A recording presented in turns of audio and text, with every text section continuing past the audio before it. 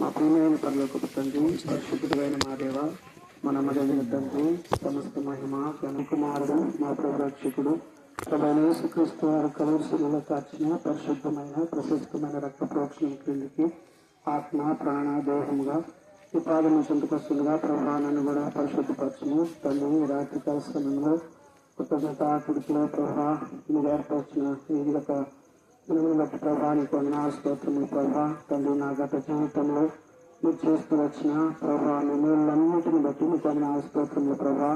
మీరు నేలలో మీరు ఏం చేసి ఉన్నారో ప్రభా, మీరు ఏమై ఉన్నారో ప్రభా, మీరు నాకు తెలియపరుస్తూ వచ్చిన ఈ యొక్క మాటల కొరక వందన స్తోత్రములు తండ్రి. గత జీవితంలో మీరు చేసినటువంటి ఈ యొక్క అద్భుతాలను ప్రభా నా తండ్రి ప్రజల మధ్య ప్రభా పరిశుద్ధులతో పంచుకున్నట్టుకై నన్ను ఏర్పాటు చేసి ప్రభా నన్ను నడిపిస్తూ వచ్చిన కృప కొరక అన్న స్తోత్రములు తండ్రి. ఏది మీ నామకు మహిమకరము, ఏది మీ నామ ఘనతకరము, నాకు ఆశీర్వాదకరము, నాకు ఆశీర్వాదకరము ప్రభా. దాని మాట నాకు దాచేయమని పరిశుద్ధాత్మ ద్వారా నన్ను నడిపించమని మీ కృపను కోరుకుంటూ వేసవి పరిశుద్ధ నామం గారి వేడుకొని ప్రార్థిస్తున్నాను పరమ తండ్రి. అందరికీ ప్రైజ్ గా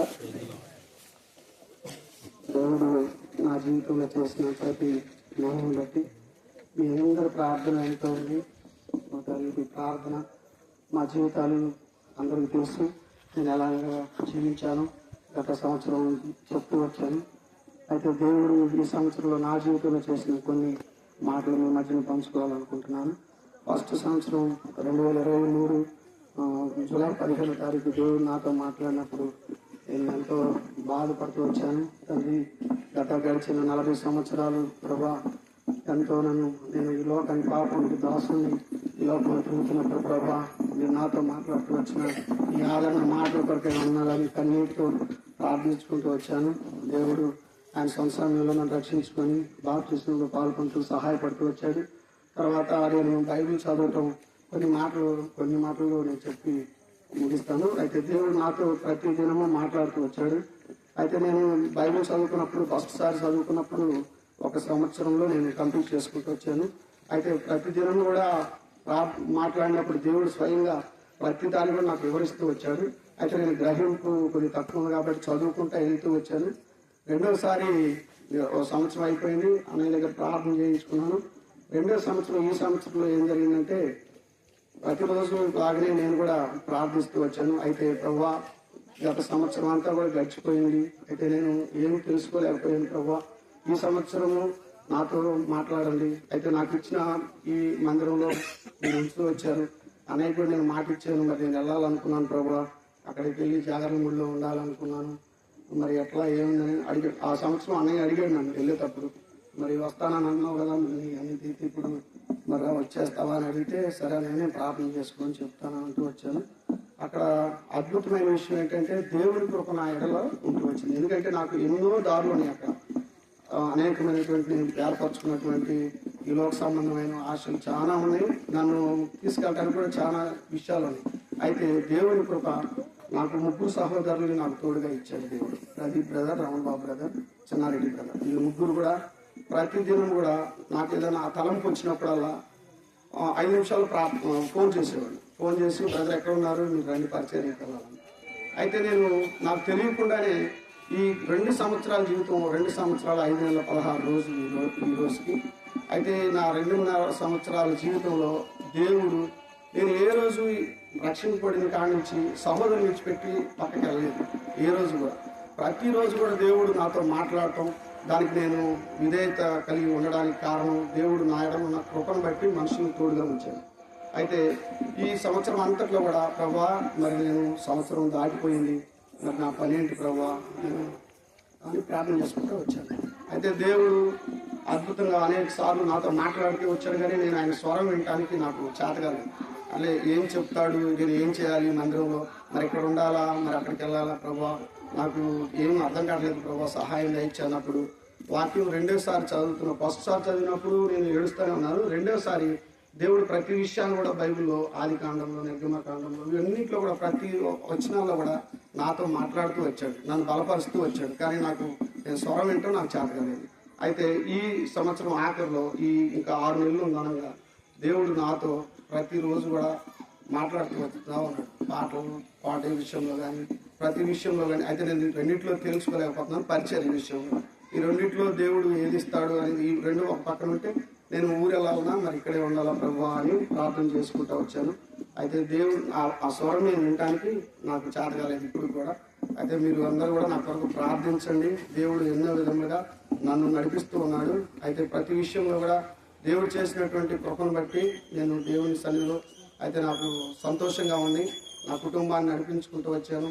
అయితే అన్నయ్యని కూడా రక్షించబడాలని కుటుంబంలో అన్నయ్య కొరకు కూడా ప్రార్థిస్తూ వచ్చాను. వదిన రక్షించబడింది, పిల్లల కొరకు వాళ్ళ కొరకు కూడా ప్రార్థిస్తూ ఉన్నాను.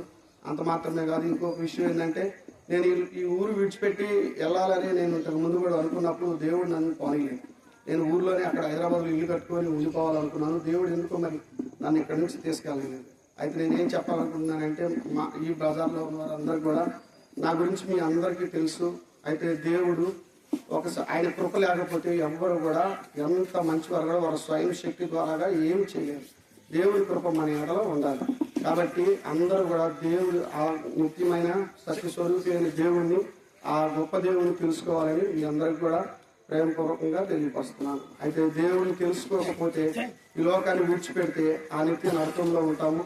కాబట్టి మీరు అందరూ కూడా దేవుని తెలుసుకోవాలి, నిజమైన దేవుణ్ణి. ఆయన మాట్లాడిన ప్రేమ ఎలా ఉంటుందంటే నిజంగా అది నేను వివరించలేను, కానీ దేవుడు మాట్లాడితే ఎంతో సంతోషము, హృదయం, కుటుంబంలో నెమ్మది, సమాధానం వస్తుంది.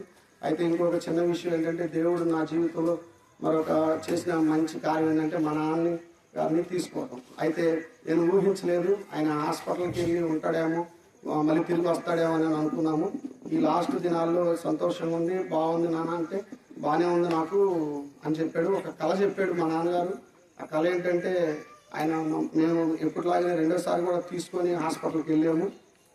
బాగానే ఉంది, మేము ఎవరు లేము, మీరు అన్నయ్య కానీ మీరు కానీ ఎవరు లేరు అబ్బాయి, నేను అక్కడనే ఉన్నాను. నేను డాక్టర్ గారు వచ్చారు, డాక్టర్ గారు నన్ను చూసారు, ఎవరయ్యా నువ్వు అని అడిగాడు. నేను మీ పాత పేషెంట్ అండి అని అన్నాడు. అయితే మీరు ఎవరు నాకు తెలియదని ఆయన వెళ్ళిపోయాడు. వీళ్ళు నన్ను ఇచ్చిపెట్టి వెళ్ళిపోయారు, ఈయన నాకు తెలియదు అని అన్నాడు. నేను ఒక్కనే కుర్చీలో కూర్చున్నాను ఏంటని పైకి వేసాడు. పైకి వేసి కింద పడిపోయాడు. కింద పడకపోతే తన ఎడమ చేతిని ఎవరో పట్టుకొని ఆపారు. పట్టుకున్నారు. ఆయన నిలబడి చూసేవారికి ఆయన ఎవరు లేరు. అయితే ఈ చేయి పట్టుకున్న వ్యక్తి ఎవరు, అదంటే ఈ మందస్సం ఏంటిది అని నన్ను ప్రశ్న చేస్తా వచ్చాడు. ఉదయకాలం అదే రేపు చనిపోతాడనగా ఈరోజు ప్రశ్న వేస్తా వచ్చాడు. నేను ఉదయవాసం కాడికి వెళ్తాను, వెళ్ళి ప్రార్థన చేయించుకుంటాను అని అంటూ వచ్చాడు. అమ్మ ప్రార్థన మన జీవితాల్లో ఉంది. మనం అందుకే దేవుడిని నేను నమ్ముకోగలిగాను, దేవుని కలిగి ఉన్నాము. కాబట్టి నీకేం కాదు నాన్న, భయపడబాకు, దేవుని ప్రార్థన చేసుకో, ఒప్పుకో, తీర్మానం చేసుకో, ఇవన్నిటిని కూడా ఇచ్చిపెడతానని. అంటే హాస్పిటల్లో ఉన్నప్పుడు కూడా అడిగాను, లేదు అని తాగను, తీర్మానం చేసుకున్నానులే అన్నాడు. అయితే స్టెంట్ వేసుకొని ఇంటికి వచ్చిన తర్వాత చేసుకున్నానంటే లేదు చేసుకున్నాను, సరే నా కొరకు ప్రార్థన చేయి అని అన్నాడు. ప్రార్థన చేశాను, నేను ఆ రికార్డు కూడా ఉంది, ప్రార్థన చేశాను. సరే ఆమె అన్నాడు, సరే ఉంటాను అని అన్నాడు. అన్నాక 12 గంటలకి ఫోన్ వచ్చింది, వెళ్ళాడు. ఇంకా అట్లా అయిపోయింది. తర్వాత నేను తెలిసిన తర్వాత హాస్పిటల్కి లేదు అన్నాక నేను హైదరాబాద్ నుంచి బయలుదేరిస్తప్పుడు ప్రార్థిస్తూ వచ్చాను కారులో. తండ్రి ఏంటి నాకు ఈ పరిస్థితి, మరి ఇంట్లో అన్నయ్య ఎట్లా ఉన్నాడు, మరి నాన్న తీసుకుంటున్నాడు ఎట్లా అని చెప్పి ప్రార్థిస్తూ వచ్చాను. దేవుడు నన్ను ఎక్కడ కూడా నీ ఆపత్తుల మందు నాకు మొరపెట్టుము, నీ కృతం ఇచ్చేదని దేవుడు నాకు ఆ రోజు మందిరంలో ఆరాధన అయిపోయిన గుడిలో వాగ్దానం తీర్మానం వచ్చింది. ఆ వాగ్దానాన్ని పట్టుకొని మా నాన్నకి ఏం కాదు, మీరేం భయపడబాకండి అని వాళ్ళ పిల్లలు ఓదార్స్తూ అక్కడికి వచ్చాను. ఇక ఏడ్చుకుంటూ వచ్చాము, కానీ దేవుడు తీసుకున్నాడు, తన చిత్తం నెరవేర్చుకున్నాడు. అయితే నాకు దానివల్ల ఎలాంటి బాధ అయితే లేదు. ఆ రోజు అంతా ఈ లోక బంధమైనటువంటి బాధ ఉండే, కానీ తర్వాత నాకు దేవుడు నన్ను అనేక వాక్యాల ద్వారా బలపరుస్తూ వచ్చాడు ఈ 10 రోజుల్లో. దాన్ని బట్టి నేను ఎక్కడ కూడా నా జీవితంలో భయం అంటే ఏం లేదు, బాధ అంటే ఏం లేదు. ఒక దినాన్ని నేను కూడా ఈ లోకాన్ని విడిచిపెడతానటువంటి సంతోషమైనటువంటి ఇది ఉంది. ఆ నిరీక్షణ దేవుడు నాకు ఇచ్చాడు. ఆ లోకంలో మన అంతా మనతో కలుస్తాం. దేవుడి కొద్ది నుంచి ప్రార్థన చేసుకున్నాం.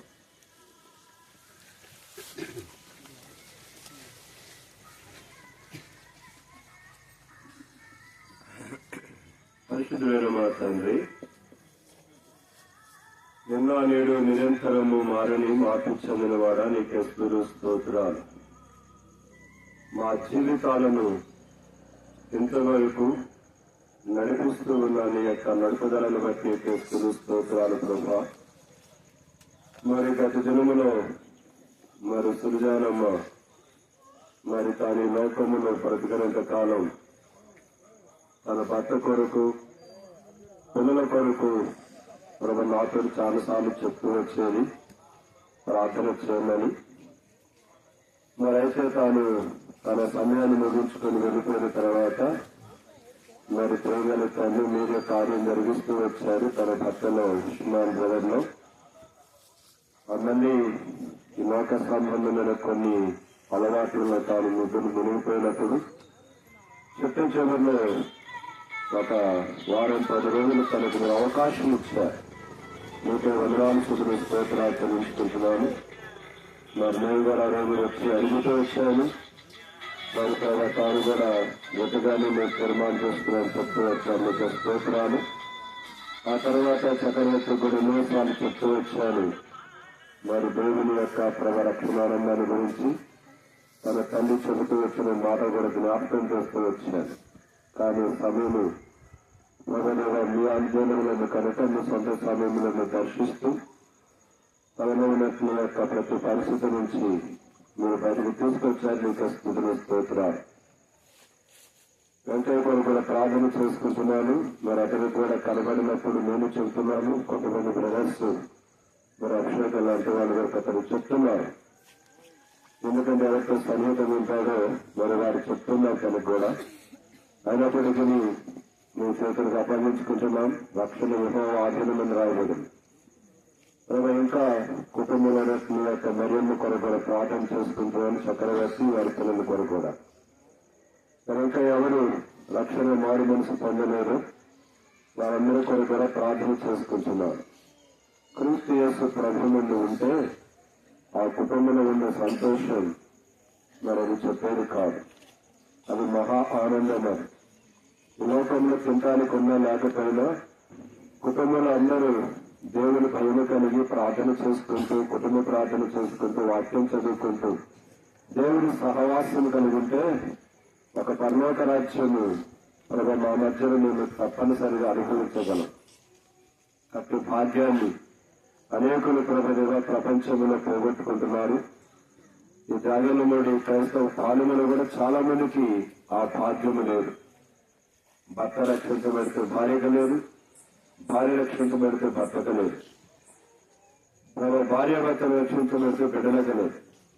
ఇలాగ కుటుంబంలో ఎవరో ఒకరు శత్రు సాతాను చేతిలో ఇంకా విడవబడుతూనే ఉన్నారు. అయినప్పటికీ మీరు ఇంకా 2026వ సంవత్సరాన్ని మరిచి 2వ దినాన్ని కూడా మీరు మమ్మల్ని కాపాడుతూ వచ్చారు. నీకు స్తోత్రాలు. ఈ యొక్క రాత్రికాల సమయంలో చెప్పబడిన ప్రతి మాటను జ్ఞాపకం చేసుకోనండి. భవిష్యత్ తిరుమల కొరకు కూడా తనను సిద్ధపరిచాయి. జాగలంలో ఉండాలా, హైదరాబాద్ లో ఉండాలా, ఇది ప్రాముఖ్యం కాదు. తన ద్వారా తను ఏమి చేయాలని మీరు కోరుకున్నారో దాని కొరకు సిద్ధపరిచారు. దానిలో ప్రభు జ్ఞాపకం చేసుకుంటున్నాం. ఎందుకంటే మేము టౌన్లో ఉండటము పల్లెల్లో ఉండటం కాదు. కానీ మీ యొక్క మీ దృష్టిలో మేము ఎలాగుండాలో ప్రభు దానిని మేము నేర్పించారు. ఎందుకంటే ప్రభు ప్రతి ఒక్కరిని కూడా మీ యొక్క ఒక ఉద్దేశం కొరకు ఏర్పాటు చేస్తారు. దానిని మేము ఎప్పుడు కూడా ప్రభు నెట్టివేసుకోకూడదు. సహాయం చేస్తారండి. భవిష్యత్ జరుగులలో మీరే ప్రభు దర్శిస్తారండి. మీరు ఆఖరి సమీప దినాల్లో ఉన్నాం. ప్రభు రమణ స్తోత్రాలు చెల్లిస్తూ రాగలిగిన వారందరూ బట్టి మేము శుద్ధిస్తుంటున్నాను. ఇంకా ఎవరైనా వస్తుంటే వారిని కూడా త్వరపెట్టి నడిపించాలి. దూరంలో దగ్గరలో ఉండి ఆలోచిస్తున్న వారి కొరకు కూడా ప్రార్థన చేసుకుంటున్నాను. మీ ఆత్మ సంచారమును కోరుకుంటున్నాను. సహాయం చేయండి. బలహీనులను అడ్డుబాట్లు కలిగిన నన్ను కూడా మీ ఆధీనంలో విరుచుకొని వస్తుందిగా ప్రార్థన చేసుకుంటూ ఇచ్చిన అమూల్యమైన చక్కని సమయాన్ని బట్టి స్తుతిస్తూ ఆరాధిస్తూ నా ప్రభువును నా రక్షకుడును యేసుక్రీస్తు ప్రభు వారి యొక్క శక్తిగలను వరించే నామమున వందనములు చెల్లించి ప్రార్థిస్తున్నాను తండ్రి. ఆమేన్.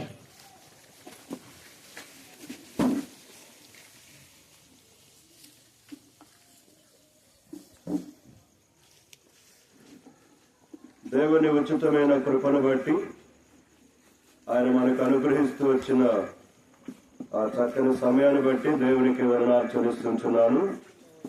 దేవుని ఉన్నతమైన ప్రేమ ద్వారా మనతో ఆయన మాట్లాడటానికి కొరకై మనము కూడా ఆ కృప కలిగిన దేవుని హస్తాలలో పోయి మనం అర్పించుకొని ముందుకెళ్ళడానికి కొరకే ప్రయత్నం చేద్దాం. ఎందుకంటే ఆయన మాట్లాడేవాడే, ఆయన మాటలాడని మోగ బొమ్మ కాదు, విగ్రహము కాదు. ఆయన మాట్లాడే నిత్య జీవము కలిగిన వాడు, ఆయన మాట్లాడే దేవుడు. మనము ఏ స్థితిలో ఉన్నప్పటికీ ఆ స్థితికి తగినట్లుగా ఆయన మనలను దర్శించే దేవుడు. ఆయన ఎవరితో ఎలాగ మాట్లాడాలో ఆయనకు తెలిసినట్లుగా ఈ ప్రపంచములో ఎవరికి తెలియదు. దేవుని ప్రజలను చంపుతూ హింసిస్తూ ఇంకా ఇంకా హింసించాలని ఆశ కలిగి వెళుతూ ఉన్నట్టు యొక్క సౌలును దమస్కు మార్గంలో దేవుడు దర్శించిన పద్ధతి వేరు.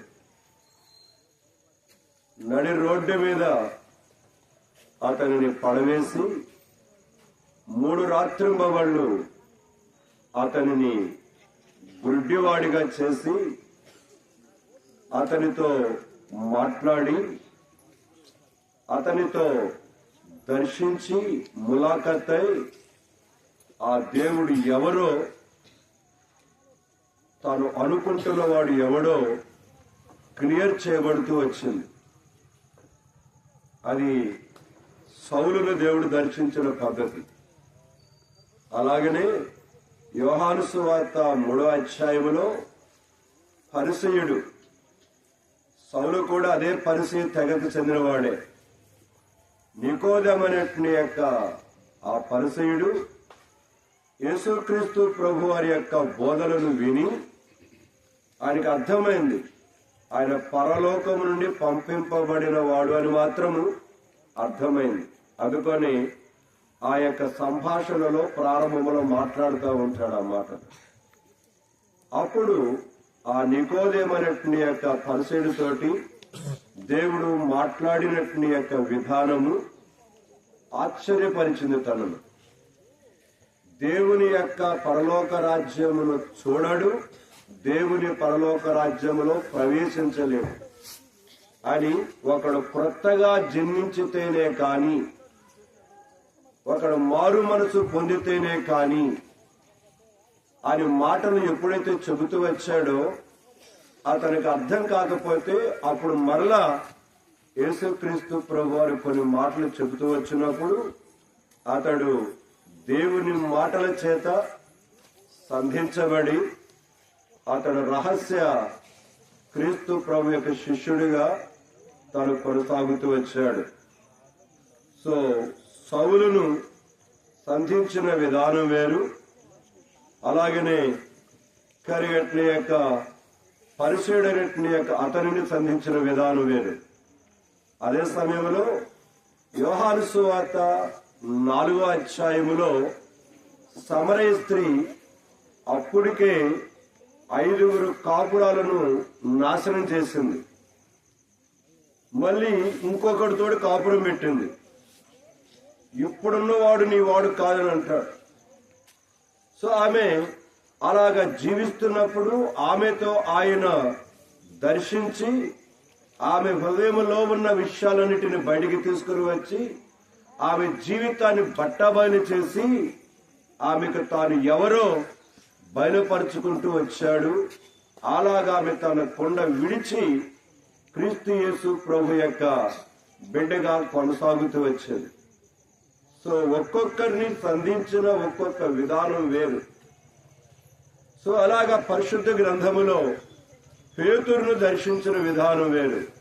చేపలు పడుతూ ఉంటే తాను తన యొక్క సహోదరుడైన ఆంద్రేయ చేపలు పడుతున్నప్పుడు ఆ పైని యొక్క అద్దరిన వారిని దర్శించి నన్ను వెంబడించు, నేను నిన్ను మనుషుల పట్టును జాలరగా చేస్తాను అని చెబితే అక్కడే తమ వలలను విడిచిపెట్టి ఆయనను వెంబడిస్తూ వచ్చారు.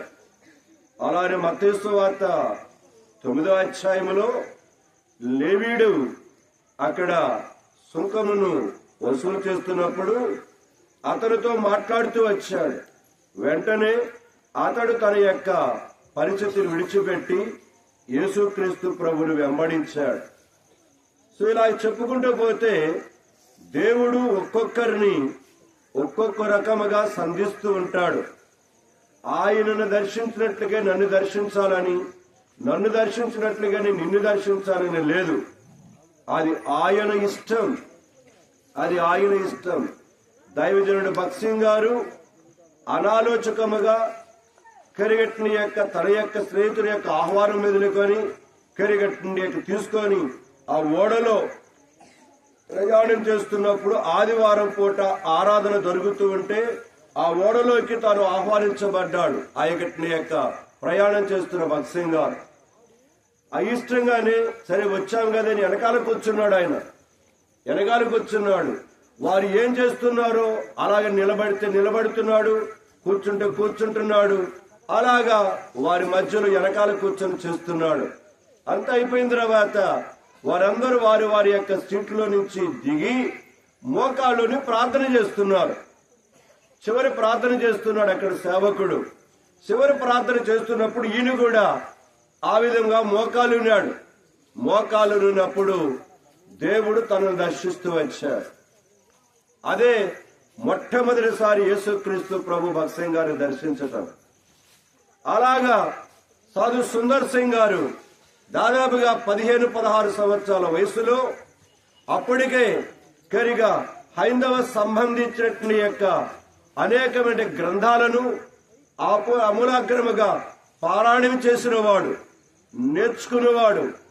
ఆ విధముగా తన బాల్య దినముల నుంచే దేవుణ్ణి తెలుసుకోవాలన్న జిజ్ఞాస కలిగిన వాడే ఆసక్తితో ఆ గ్రంథాలను తెలుసుకోవడానికి కొరకాయి చాలా ఆసక్తితోటి ఆ విధంగా గురువులు చెప్పిన మాటలు వింటూ ఉండేవాడు.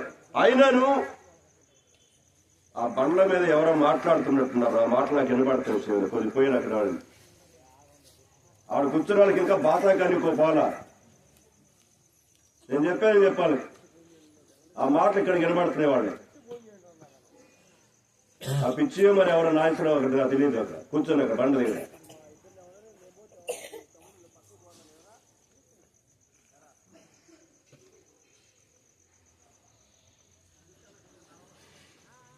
అయ్యా మీ మాటలు ఇక్కడ వినబడుతున్నాయి. ఇప్పుడన్నా కొంచెం వాటలు దేవుని వాటలు వినండి. ఎప్పుడు వినేదే లేదు. మనం కొత్త సంవత్సరం వచ్చింది, ఇంకా కబుర్లే మనకి.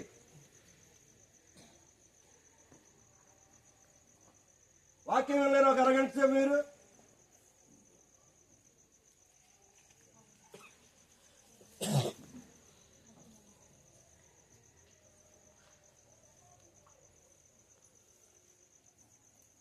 ప్రియమైన సంఘమా, అలాగా సాధు సుందర్ సింగ్ తన జీవితంలో నెమ్మది లేదు.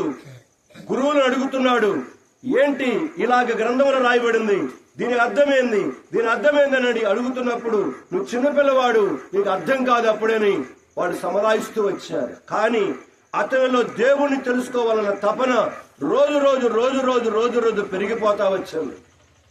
అలాగా ఒక దినాన తీర్మానం చేసుకున్నాడు, కనుక లాభం లేదు, ఈ గురువుల దగ్గరికి వెళ్తే నన్ను ఎట్లా చేస్తున్నారు, నాకు నిజమైన దేవుని తెలుసుకోవాలి అనేక పట్టుదల తీసుకున్నాడు. ఆ రోజు ఒక నిర్ణయం చేసుకున్నాడు.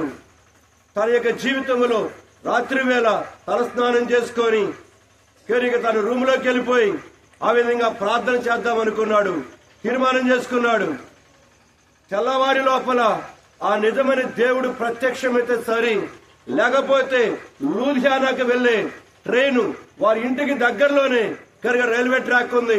ఆ ట్రాక్ మీద పోతున్నప్పుడు ఆ ట్రాక్ మీద లూధియానా ఎక్స్ప్రెస్ కింద తన తలకాయ పెట్టి సద్దామనుకున్నాడు సాధు సుందర్ సింగ్. ఇది తీర్మానం.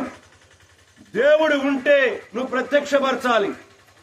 ఈ గ్రంథములలో ఉన్న కనుక ఈ విషయాలన్నీ నాకు అర్థం కావట్లేదు, చాలా సందేహాలు ఉన్నాయి, ఎవరు తీర్చేవారు నాకు ఎవరు లేరని తన ఒంటరి వాడిగా తను ఎవరికి చెప్పలేదు తీర్మానం చేసుకున్నాడు. తీర్మానం చేసుకొని ఒంటరిగా కూర్చున్నాడు. తలస్నానం చేసుకుని వచ్చాడు. అలాగా దాదాపుగా 10 గంటలకు 12 గంటల టైంలో ఒంటరివాడిగా కూర్చున్నాడు. ఎవరవు నీవు? ఎవరు? కరిగా రాముడువా? కరిగా నీ యొక్క లక్ష్మణుడువా? శివుడువా? అల్లావా? యేసు ప్రభువా? లేకపోతే ఎవరవు నీవు? ఎవరవు నీవని అలాగని చిత్తశుద్ధితో కరిగా దీక్షతో ప్రార్థన చేయటం ప్రారంభించాడు. అలాగా నిమిషాలు గంటలు గడిచిపోతున్నాయి. సమయం దగ్గరకు వచ్చింది. దాదాపుగా 4:30కో 5 గంటలుగా ట్రైన్. కరిగా ఆ లోపల ప్రత్యక్షమైతే సరి, లేకపోతే నా జీవితాన్ని నా చేతులారా నాశనము. దేవుడు లేడు, దెయ్యము లేదు అని తీర్మానం చేసుకొని, నేను చస్తాననుకొని తీర్మానం చేసుకొని ఆ విధముగా రాత్రి ప్రార్థన చేయడం ప్రారంభించాడు. ఎప్పుడైతే ప్రార్థన చేస్తూ వచ్చాడో దాదాపుగా 4 గంటలు దాటింది. నేను చెప్తున్న మాట అబద్ధమైతే సాధు సుందర్ సింగ్ గారి జీవిత చరిత్ర పుస్తకాలు ఉంటాయి. కరిగా ఆయన పరలోక దర్శనం దాదాపుగా 10 పుస్తకాలు ఎన్నో పైనే ఉన్నాయి. కరిగా సాధు సుందర్ సింగ్ గారి యొక్క మరి పుస్తకాలు, అందులో ఒకటి రిప్కా పార్కర్ ఆమె పేరు. కనుక ఆమె రాసినటువంటి యొక్క ఆ పుస్తకం ఉంటుంది. దాదాపుగా 300 పేజీలు, 250 పేజీలు. నేను దాదాపుగా సేవకు రాకముందే కొనుక్కున్నాను నేను. సో ప్రియమైనవారా, ఆ పుస్తకం చదవండి. సాధు సుందర్ సింగ్ గారి జీవితం కథ కాదు. సో దాదాపుగా 4 గంటలు దాటింది. ఇక ట్రైన్ వచ్చే సమయం దగ్గర పడుతున్నప్పుడు అకస్మాత్తుగా తన రూములో ఒక వెలుగు, ప్రకాశమానమైన వెలుగు క్రమక్రమముగా అది ఇంకా ఇంకా ఇంకా ఇంకా తేజోమనముగా ప్రకాశిస్తున్నప్పుడు ఆ వెలుగులో నుంచి తను చూడలేకపోతున్న ప్రకాశమానమైన వెలుగులో నుంచి ఒక స్వరం వినబడుతుంది.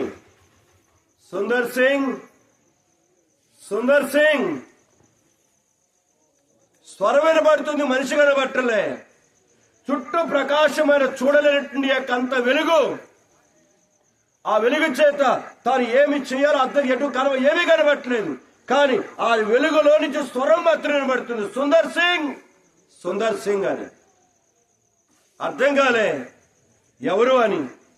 అలాగ మళ్ళీ సుందర్ సింగ్, సుందర్ సింగ్ అని ఆ వెలుగు నుంచి మాట్లాడుతూ వచ్చాడు. ఆ తర్వాత నేనే సుందర్ సింగ్, నేనే సుందర్ సింగ్. ఎవరు నీవు?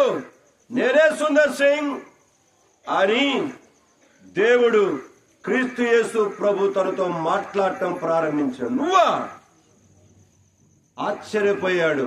ఎందుకు అంటే అప్పటి వరకు తన పితరులు, తన గురువులు యేసు ప్రభు గురించి చెప్పినట్టు యొక్క చెడ్డ విషయం ఏంటంటే ఈయన మన దేవుడు కాదు, ఈయన బ్రిటిష్ వాళ్ళ దేవుడు.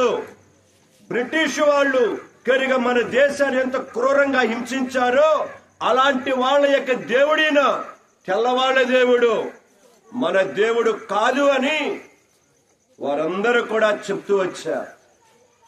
అయితే అదే క్రీస్తు ప్రభు ఆ యొక్క వెలుగులో దర్శనములో తనతో మాట్లాడుతూ వచ్చినప్పుడు అప్పుడు తీర్మానం చేసుకున్నాడు, నేనే, ఇదిగో నా గాయపడిన హస్తం నీ కొరకై, సర్వలోక మానవుల కొరకై, పాప పరిహారం కొరకై చిందించినట్టు నీకు నా గాయపడిన హస్తాలు ఇగో చూడు అని దేవుడు చూపిస్తూ వచ్చాడు. ఆ సమయంలో అక్కడికక్కడే పశ్చాత్తాపడ్డాడు, అక్కడికక్కడే తీర్మానం చేసుకున్నాడు.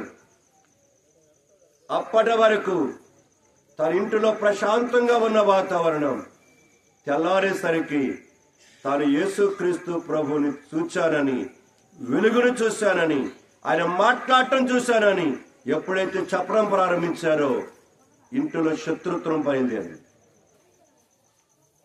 తర్వాత తను ఎలాగ బయటకు వచ్చేసాడో ఆ పుస్తకంలో చదవాలి. సో సాధు సుందర్ సింగ్ ను దర్శించిన విధానం అది. మరొక మాట మీకు జ్ఞాపకం చేస్తా. ఆమె పేరు గుల్షానా ఎస్తేర్. గుల్షానా ఎస్తేర్ కరిగా ఆమె యొక్క పుస్తకం కూడా మీకు మార్కెట్ లో అవైలబిలిటీ ఉంది. తెరాచినిగేను ఆ పుస్తకం హెడ్డింగ్, తెరాచినిగేను. కరిగా పాకిస్తానీ అమ్మాయి, పాకిస్తానీ. వాళ్ళ నాన్నగారు కోటీశ్వరుడు. ఆ అమ్మాయికి కనుక పుట్టుకతోటే కాళ్ళు రెండు కూడా పనిచేయని పరిస్థితి. వాళ్ళ నాన్నగారు తిరిగిన మసీదు లేదు. చివరికి ఎవరో చెప్పారు కనుక మక్కాకి వెళ్ళొస్తే కనుక నీ కూతురు బాగుపడుతుంటే అక్కడికి కూడా యాత్రలు చేశాడు కూతురుని తీసుకొని. కానీ ఏమీ ప్రయోజనము లేదు. ఇలాగ పరిస్థితులలో ఆ అమ్మాయికి పనికి చేయడానికి కొరకు దాదాపు 4 అమ్మాయిలు కనుక ఆ అమ్మాయి దగ్గర ఉండేవాడు. ఎందుకంటే కోటీశ్వరుడు వాళ్ళ నాన్న. ఆ అమ్మాయికి స్నానం చేయించడానికి, బట్టలు వేయడానికి ఒకరు, దూడడానికి ఒకరు. ఆ అమ్మాయి చాలా చక్కటిది, గొంతునేస్తే చాలా చక్కటి అమ్మాయి, కానీ ఫిజికల్ హ్యాండిక్యాప్. ఇలాంటి పరిస్థితులలో ఉన్నప్పుడు నేను కృతం చేస్తున్నాను ఇక్కడ. అలాంటి పరిస్థితులలో ఆ అమ్మాయి పడక మీదనే ఆ అమ్మాయికి ఎలాగో నూతన బంధన గ్రంథము కనుక అందించబడింది. ఆ అమ్మాయికి ఆ గ్రంథాన్ని రహస్యంగా చదువుకుంటూ వచ్చింది. ఆ తర్వాత కొన్ని దినాలకు దేవుడు ఆ అమ్మాయి పడక మీదనే మాట్లాడుతూ వచ్చాడు. నీవు యేసుక్రీస్తు ప్రభు నిజమైన దేవుడు అయితే నన్ను బాగు చేయి. మత్తయి సువార్త, మార్కు సువార్త, లూకా సువార్త, యోహాను సువార్తలో ఎన్నెన్నో విషయాలు తను వింటూ వచ్చింది, చదువుతూ వచ్చింది. నీవు నిజమైన దేవుడు అయితే నన్ను కూడా బాగు చేయని ఆ బైబిల్ చదువుతూ తను ప్రార్థన చేసుకుంటూ వచ్చింది. ఇలాగా కొన్ని వారాలకు ఆ అమ్మాయిని దేవుడు దర్శిస్తూ వచ్చాడు. రూములో ఒక్కదే ఉంది. దేవుడు మాట్లాడుతున్నాడు. నేనే గుల్షాన్ ఎస్తేర్ నేనే. గుల్షాన్ ముందర ఆయన తర్వాత ఎస్తేర్ అని పేరు పెట్టాడు. యేసుప్రభు తర్వాత గుల్షాన్ నేనే. దేవుడు మాట్లాడుతూ వచ్చాడు. నువ్వు లేచి నిలబడి అన్నాడు. ఆమె ఎప్పుడు లేచి నిలబడలా, స్వతహాగా 2-3 పట్టుకొని గాని ఆమె లేపి నిలబెట్టేవాడు. అలాంటిది దేవుడు ఆ స్వరములో మాట్లాడుతున్నాడు వెలుగులో. గుల్షాన్ నువ్వు లేచి నిలబడు. నేను లేచి నిలబడలేనయ్యా, నువ్వు లేచి నిలబడు, నేను చెప్తున్నాను అంతే. పడక మీద నుంచి లేచి ఒక్కదే ఉంది రూములో ఒక్కదే ఉంది. ఆ ఒక్కదే గుల్షాన్ లేచింది, 2 కాళ్ళు కింద పెట్టింది, భయపడుతూనే అలాగ నిలబడింది. అంతే, నిలబట్టమే కాదు డాన్స్ చేస్తూ వచ్చింది. గుల్షాన్ ఎప్పుడైతే ఆ విధముగా ఆ రాత్రి వేళలో దేవుడు దర్శిస్తూ వచ్చాడో, తెల్లవారి తన తొందరగా తానే తలుపు తీసుకొని తన ఇంట్లోకి వెళ్లి తన సహోదరులకు, తన నాన్నకు, వాళ్ళందరికీ కూడా చెప్తుంది, రాత్రి యేసు ప్రభు నన్ను ముట్టాడు, నన్ను తాకాడు. యేసు ప్రభువే నిజమైన దేవుడంటే సొంత కరిగా అప్పటికే వాళ్ళ నాన్నగారు చనిపోయినాడు. కరిగా సొంత అన్నయ్య కత్తి తీసుకొని చంపబోయాడు. ఎందుకంటే యేసు ప్రభు దేవుడని పలికితే, వారి కత్తి తీసుకొని చంపితే వారికి పరలోకములో గొప్ప బహుమానం అంటది వాళ్ళకి. అయితే జరిగిన విషయం చివరికి ఆ అమ్మాయి పేరున చాలా కోట్ల రూపాయల ఆస్తిని ఉంటే దాన్ని మొత్తం ఇచ్చేసింది. ఇంట్లో నుంచి ఆ విధంగా వెళ్ళిపోయింది. ఇంట్లో పంపించేశారు అమ్మాయిని. ఆ తర్వాత బయటకు వచ్చి ఆ అమ్మాయి దేవుని కొరకే సాక్షిగా బ్రతుకుతూ వచ్చింది. మరి ఇంకొకటి గుర్తుకొస్తుంది, నేను కూడా చెప్తున్నాను. దేవుడు కరిగ దక్షిణ కొరియా దేశంలో కరిగ ఒకనొక పూరి గుడిసెలో చావు బ్రతుకుల మధ్య కొట్టుబెట్టాడుతూ డాక్టర్స్ చెప్పేసేసారు, ఇంకా కరిగ 1-2 నెలల కంటే బ్రతకమని చెప్పేసేసారు. తల్లిదండ్రులు కూడా హోప్స్ వదిలేసుకున్నారు. కన్న కొడుకును కరిగా ప్రక్కన ఇంటి ప్రక్కన ఒక చిన్న గుడిసె వేసి, ఆ గుంట్లో కట్టిన యొక్క చిన్న మంచం వేసి, అక్కడే కరిగా అన్నం తినే పాత్ర, మంచినీళ్ళు తాగే పాత్ర అన్ని అక్కడే పెట్టారు. వచ్చి కరిగా దాంట్లో అట్లా వేసి వెళ్ళిపోయేవాళ్ళు. తనకి లెగవటానికి శక్తి లేకపోయినా లేచి ఆకలి అవుతుండి తీసుకొని తిని అలాగే మంచం తాగి పడుకునేవాడు. ఇలాగ ఉంటుండగా ఒక చిన్న పాప ఆ మార్గంలో బడికి వెళ్తా ఉండేది. ఆ చిన్న పాపను దేవుడు దర్శిస్తూ వచ్చాడు.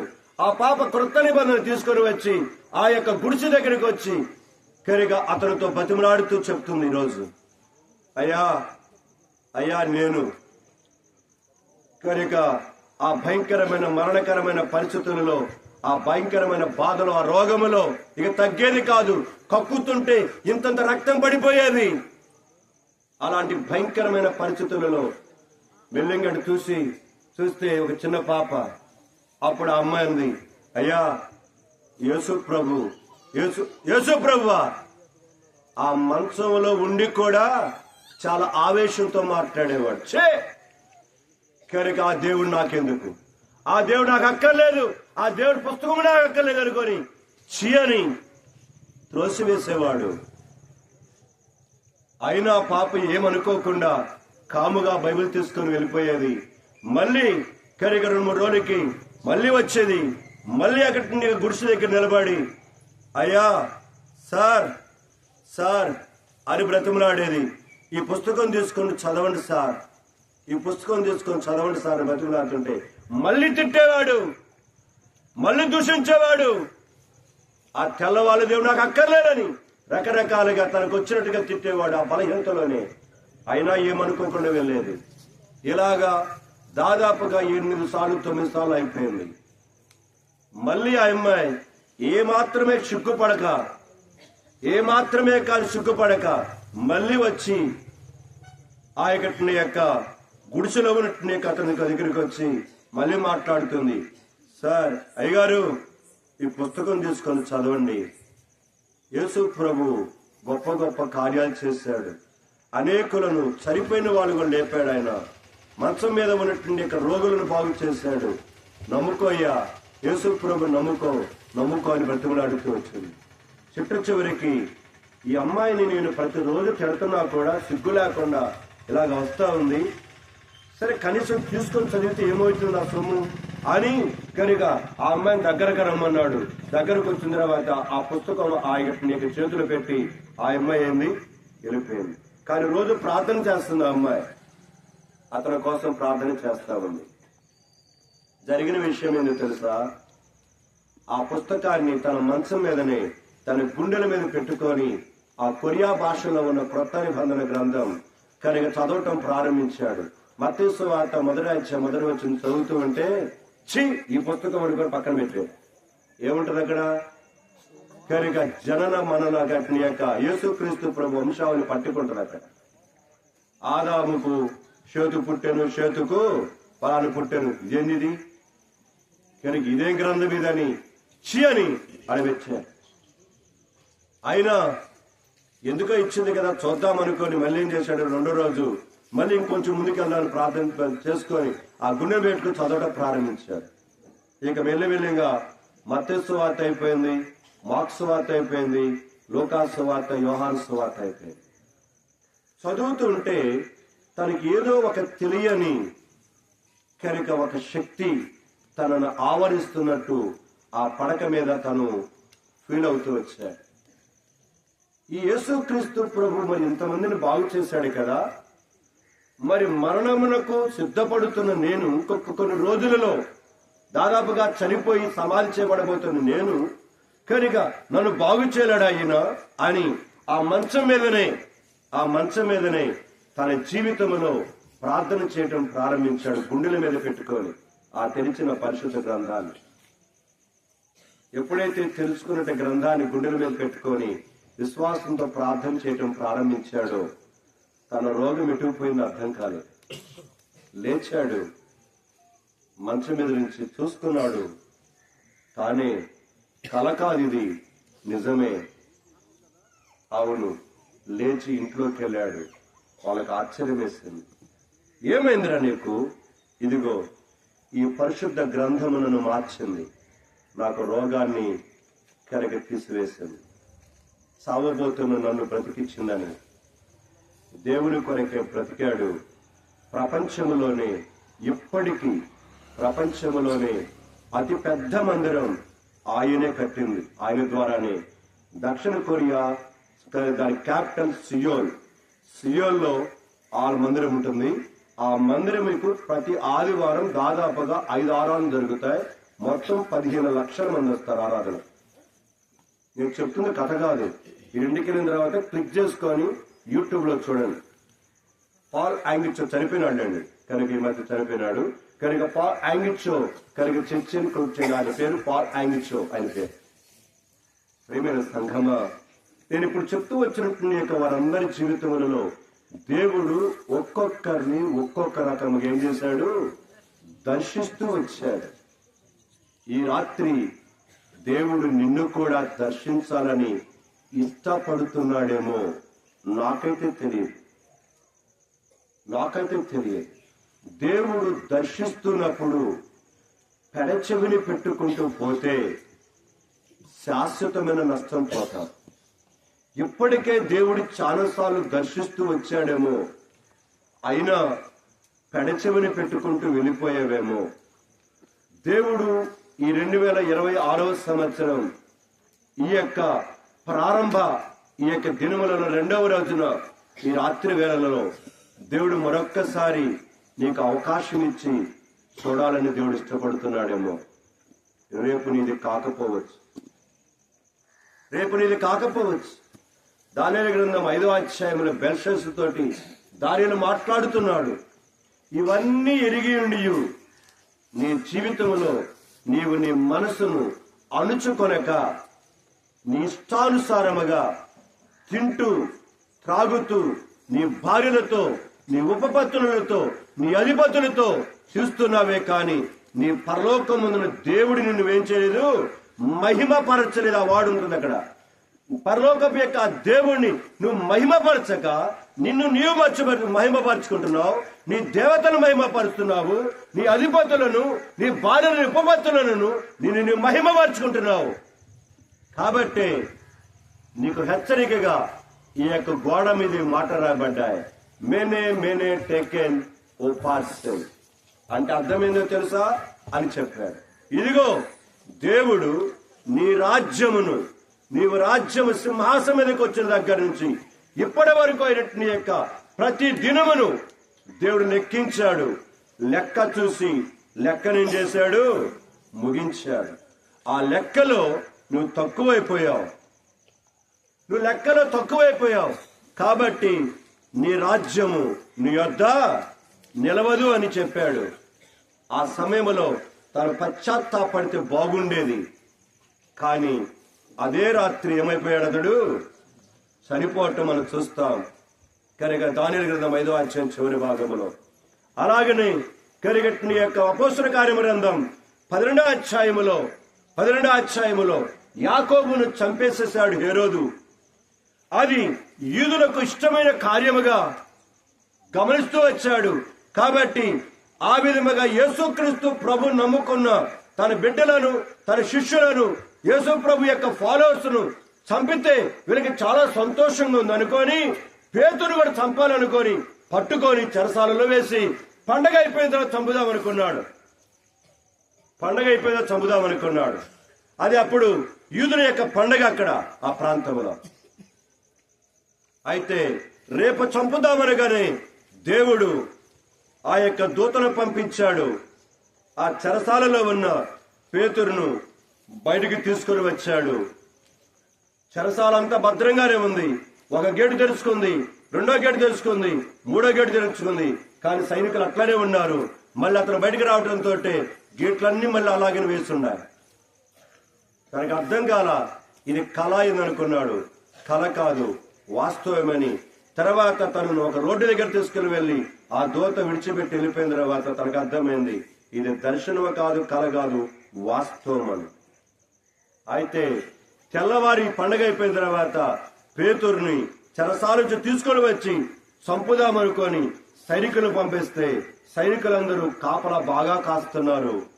3 గేట్లకు తాళాలు కూడా బాగా గట్టిగానే ఉన్నాయి. కానీ లోపల మనిషి మాత్రము పేతురు లేడు.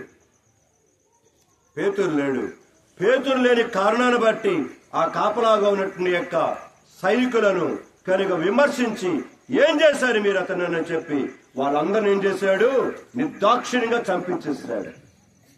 చంపించిన తర్వాత అదే ప్యాసేజ్ లో 12వ చివరి భాగంకి వచ్చేసరికి అతడు ఆ దినమున తన పుట్టినరోజు అని చెప్తారు చాలా మంది, మనకైతే తెలియదు కానీ చరిత్రలో ఉందట అది విషయం. కనుక ఆ దినమున కనుక అనేకులను సమావేశపరిచాడు. ఆ రాజ్యంలో ఉన్న అధికులు కనుక అనేకులు అధిపతులు కనుక అధికారులు అనేకులు ప్రధానులందరూ వచ్చారు. వాళ్ళందరి మధ్యలో సింహాసనం మీద కూర్చొని చాలా కాస్ట్లీ వస్త్రాలు వేసుకొని తను నిలబడి ఆ విషయములు చెబుతూ ఉన్నాడు. చెబుతూ ఉన్నప్పుడు వాళ్ళందరూ కూడా అతని ప్రసంగాన్ని విని దేవదూత ఎవడో వచ్చి అతనిలో ప్రవేశించాడు, దేవుడే మనతో మాట్లాడుతున్నాడని హేరోదు రాజు మాట్లాడుతుంటే ఆ మాట్లాడుతూ వింటూ ఉన్న ఆ ఆడియన్స్ ఆశ్చర్యపోయారు. ఎందుకంటే అతని యొక్క మాట్లాడుతున్న విధానం ఆ వేల కొలది లక్షల కొలది ప్రజలు వింటున్నప్పుడు తన్మయత్వం చెందుతూ వచ్చారు. ఆ సమయంలో అక్కడ రాయబడిన పదం, అతడు అలాగా ప్రసంగమే చేస్తూ ఉండగా ప్రజలందరూ కూడా ఆర్భాటముతో అతన్ని కీర్తిస్తూ గనపరుస్తూ ఉండగా అక్కడ రాయబడిన పదం, అతడు హేరోదు దేవుడిని మహిమపరచనందున అక్కడికక్కడికి పురుగులు పడి చనిపోయినని వాక్యం రాయబడింది. ప్రియమైన సంఘమా, దర్శించిన సమయంలో దేవునికి లోబడలేదు, అవకాశాలు ఇస్తున్నప్పుడు లోబడలేదు, తాము ఏమైనా చేయగలమనుకొని విర్రవీగుతూ వచ్చాడు బెల్షాజర్ రాజు. అలాగనే హేరోదు రాజు కూడా విర్రవీగుతూ వచ్చారు. చివరికి వారి జీవితాలు అదే రోజు కనుక అక్కడ బెల్షాజర్ కనుక త్రాగుబోతుల యొక్క విందులాగా చేసుకొని దాంట్లో ద్రాక్షరసం పోసుకొని తింటూ త్రాగుతూ డ్యాన్సులు వేసుకుంటున్నాడు. ఇక్కడ మన హేరోదు తన పుట్టినరోజు చేసుకుంటూ ఆనందముతో ఆర్భాటముతోటి అద్భుతమైన వస్త్రాలు వేసుకొని తను ఘనపరచబడుతున్నాడు. అదే దినమున ఇటు బెల్షాజర్ చనిపోయినాడు, అటు హేరోదు చనిపోయాడు. నేను అడుగుతున్న ప్రశ్న, దర్శించినప్పుడు క్రీస్తు యేసు ప్రభుని వెంబడించిన భగత్ సింగ్ గారికి వల్లే ఉన్నావా? సాధు సుందర్ సింగ్ వాళ్ళే ఉంటావా? లేకపోతే కనుక సమరేయుడికి వలె నికోదేముకి వలె ఉంటావా? కనుక వ్యభిచారమందు ఉన్నటువంటి యొక్క సమర స్త్రీ వలె ఉంటావా? లేకపోతే సౌలు పౌలుగా మారిన కనుక ఆ వ్యక్తి వలె ఉంటావా? లేకపోతే దర్శిస్తున్న లోబడక నీ ఇష్టానుసారంగా జీవిస్తూ కనుక బెల్షాజరుకు వలె హేరోదు వలె ఉంటావా? నీ ఇష్టం, తీర్మానం అనేది. చెప్పాల్సిన బాధ్యత నాది. వింటావో వినవో, పెడచెవిని పెట్టుకుని పోతావో, అది నీదే కనుక పూచి. దానికి నేను నిన్ను మరణానికి నేను చావుకు నేను కారణం కాదు. కనుక ఎందుకు నాకు తెలియదు కనుక ఈ మాటలు చెప్పాలని సిద్ధపడి రాలేదు. కనుక నిలబడిన వెంటనే కనుక దేవుడు దర్శించిన విధానాన్ని గురించి కనుక నా మనసులో తీసుకుని వచ్చాడు. ఈ ఆలోచనలు ఎందుకు మీరు జ్ఞాపకం చేస్తున్నాను. తెలుసుకోవాల్సిన రోజు ఇది, రేపు నీది కాదు. బెల్షాజర్ చనిపోయినాడు, అధికారము కలిగి, హోదా కలిగి, సింహాసనము కలిగి, రాజ దర్బారు కలిగి, రాజేట్ని యొక్క వైభవం కలిగి తమ జీవితంలో ఏ మాత్రమే కాని ఒక్క క్షణమైనా బతకకుండా అక్కడికక్కడే చనిపోయినారు వారి జీవితం. ఒక అనామకుడుమగా, ఒక పేదవారమగా, ఒక దళితులమగా, ఒక క్రీస్తు యేసు ప్రభునందు విశ్వాసించిన క్రైస్తవ పాలెములో ఉంటూ చిన్నతనము నుంచి బైబిల్ గురించి వింటూ, చిన్నతనము నుంచి ఎంతో మంది దేవుని సేవకుల వాక్యం చెబుతూ ఉంటే వింటూ కనచెవిని పెట్టుకుంటూ వెళ్ళిపోతున్నావు కదూ తమ్ముడు, ఓ చెల్లెమ్మ, ఓ అన్న, ఓ అక్క, వెళ్ళిపోతున్నావు కాదు. కారణం ఏంటంటే నాకు తెలుసు, నాకు మీరేంటిది చెప్పేది, నాకు మీరేంటి చెప్పేది. కనుక యేసుక్రీస్తు ప్రభు నమ్ముకోవాలో లేదో నాకు బాగా తెలుసు, ఆయన ఎవరో నాకు బాగా తెలుసు అని ఒకవేళ మూర్ఖత్వంతో ఒకవేళ వెళ్తున్నావేమో, ఆయనను నీతో కూడా మాట్లాడుతున్నాడు దేవుడు, నీతో కూడా మాట్లాడుతున్నాడు. కారణం 2026 సంవత్సరం ఈ జనవరి మాసం 2వ తారీఖు వరకు దేవుడు నిన్ను కూడా నన్ను కూడా భూమి మీద ఇంకా సజీవముగా ఉంచాడు. అది కేవలం ఏంటిది? దేవుని యొక్క దయ. అపోస్తుల కార్యము గ్రంథం 17వ అధ్యాయం, అపోస్తుల కార్యము గ్రంథం 17వ అధ్యాయం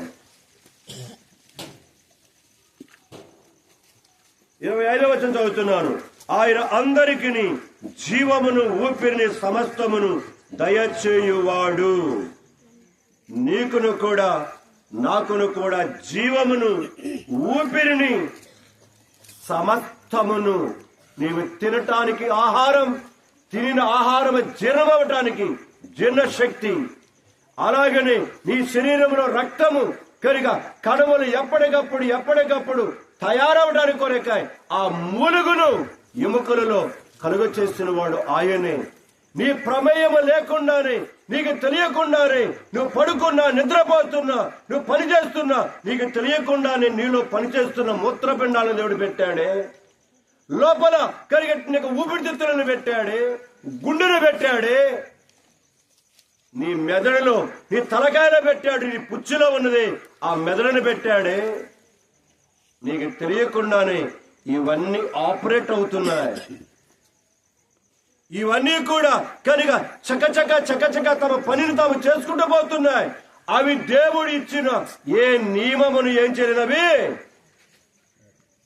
కనుక ఏమాత్రం పాటించకుండా వెళ్ళలేదు. నువ్వు పీల్చుకుంటున్న గాలిలో చాలా మలినం ఉంటుంది. ఆ పీల్చుకున్న గాలిలో ఉన్నట్టు మలినమంతా ఊపిరితిత్తులలోకి వెళ్ళి ఆ ఊపిరితిత్తులలో నీ గాలినంతా ఏం చేస్తుంది, మొత్తం ఫిల్టర్ చేస్తుంది. ఇది నీకు తెలియదు, చదువుకున్నాడికి తెలిసింది.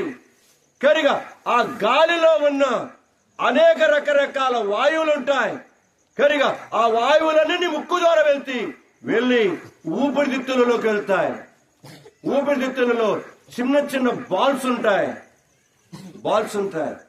కనుక ఇటు కూడా ఉంటాయి. ఆ ఊపిరితిత్తులలోకి వెళ్ళి అక్కడ ఆ యొక్క గాలిని ఫిల్టర్ చేస్తాయి. ఫిల్టర్ చేసి ఆ ఫిల్టర్ అయ్యింగా వచ్చినట్టు నీకు గాలిని నీ ముక్కుల ద్వారా బయటికి ఏం చేస్తుంది, పంపించి అవసరమైన ఆక్సిజన్ అది రక్తములో మిళితం చేసి ఆ రక్తములో ఆక్సిజన్ మిళితం చేసి అక్కడి నుంచి గుండెకి పంపిస్తుంది. ఇది ప్రక్రియ జరిగేది. డాక్టర్ని అడగని చెప్తారు, మీకు యూట్యూబ్ ఓపెన్ చేయండి, మీకు చెప్తారు. ఆ ఫిల్టర్ చేయబడినట్టు నీ యొక్క వేస్ట్ గాలి మన ముక్కుల ద్వారా కనుక బయటికి వచ్చేస్తుంది. మలినమంతా బయటికి వచ్చేసి దానిలో కేవలం ఆక్సిజన్ మాత్రమే తీసుకొని ఆ ఆక్సిజన్ రక్తముతో కలిసి నీ గుండెలకు సరఫరా అవుతుంది. ఆ గుండెలలో నుంచి రక్తము ఆక్సిజన్ కలిసి నీ యొక్క నరాలకు ఏమవుతుంది, అది వెళ్ళిపోతుంది. ఇదంతా కూడా నీకు తెలియకుండా జరుగుతున్న ప్రక్రియ.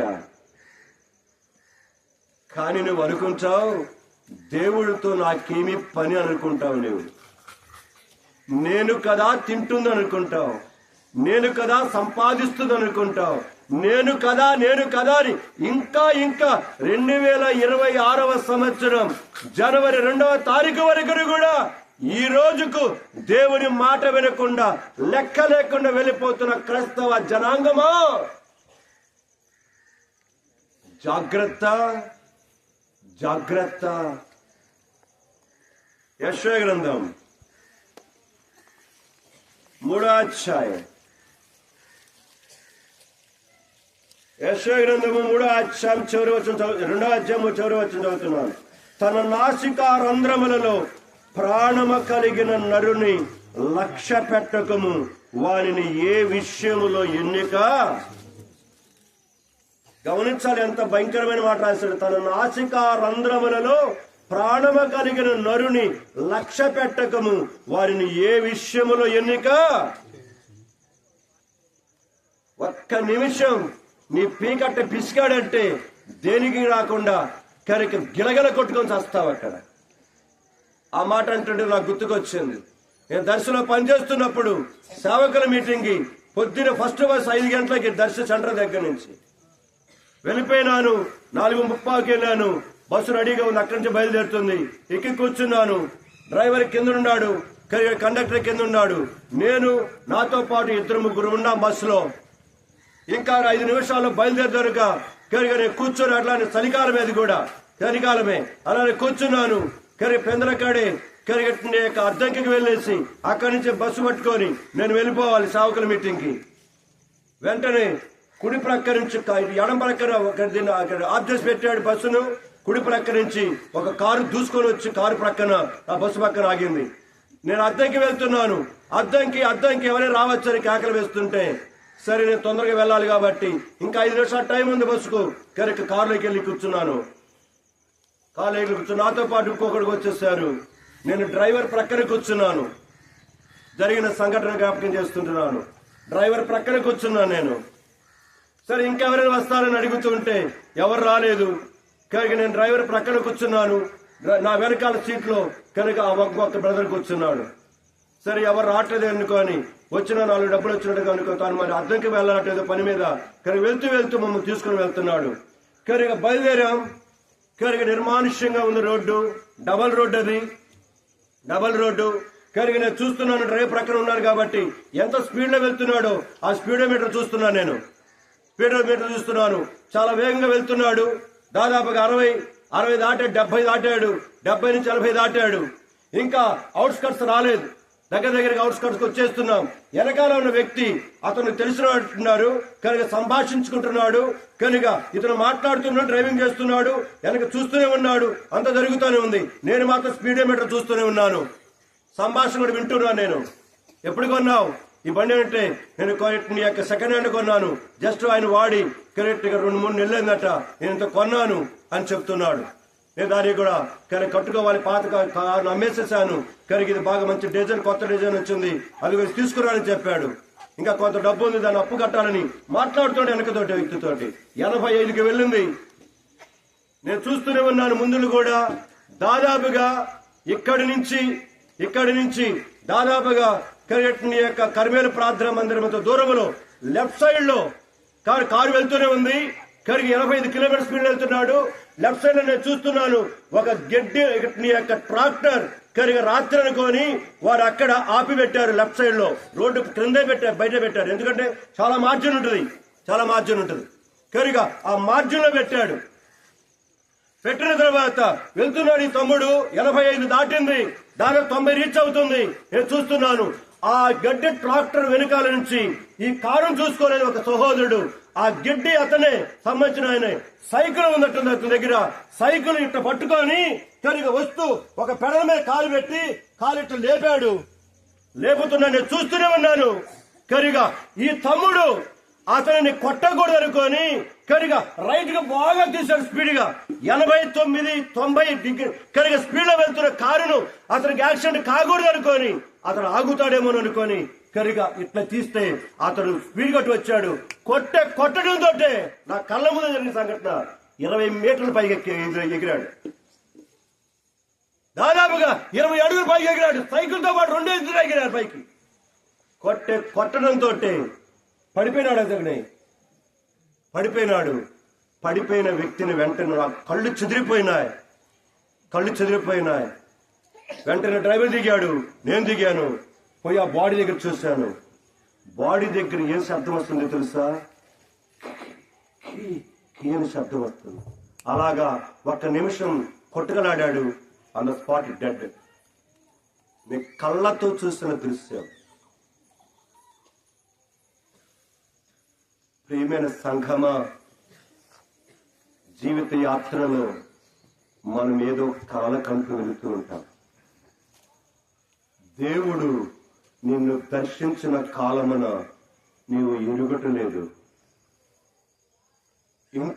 ఇంకా పొడిగిస్తూ దేవుని సహనాన్ని, దేవుని మంచితనమును, దేవుడు నీ ఊపిరి ఆడటాని కొరకై ఆయన కృప చూపిస్తూనే దానిని చాలా తేలికగా 144 అధ్యాయం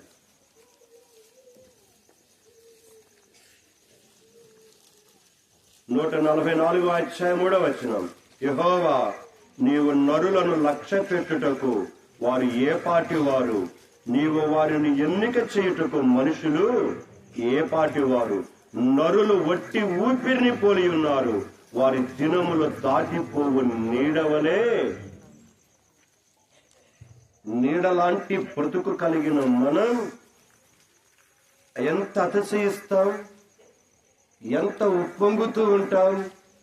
ఇంకా ఇంకా దేవుడి యొక్క మంచితనాన్ని పరీక్షకు గురి చేస్తున్నామే కాని క్రైస్తవ పాలెములో ఉన్న క్రైస్తవుడా ఇంకా ఎంతకాలం దేవుడి సహనాన్ని పరీక్షిస్తాం?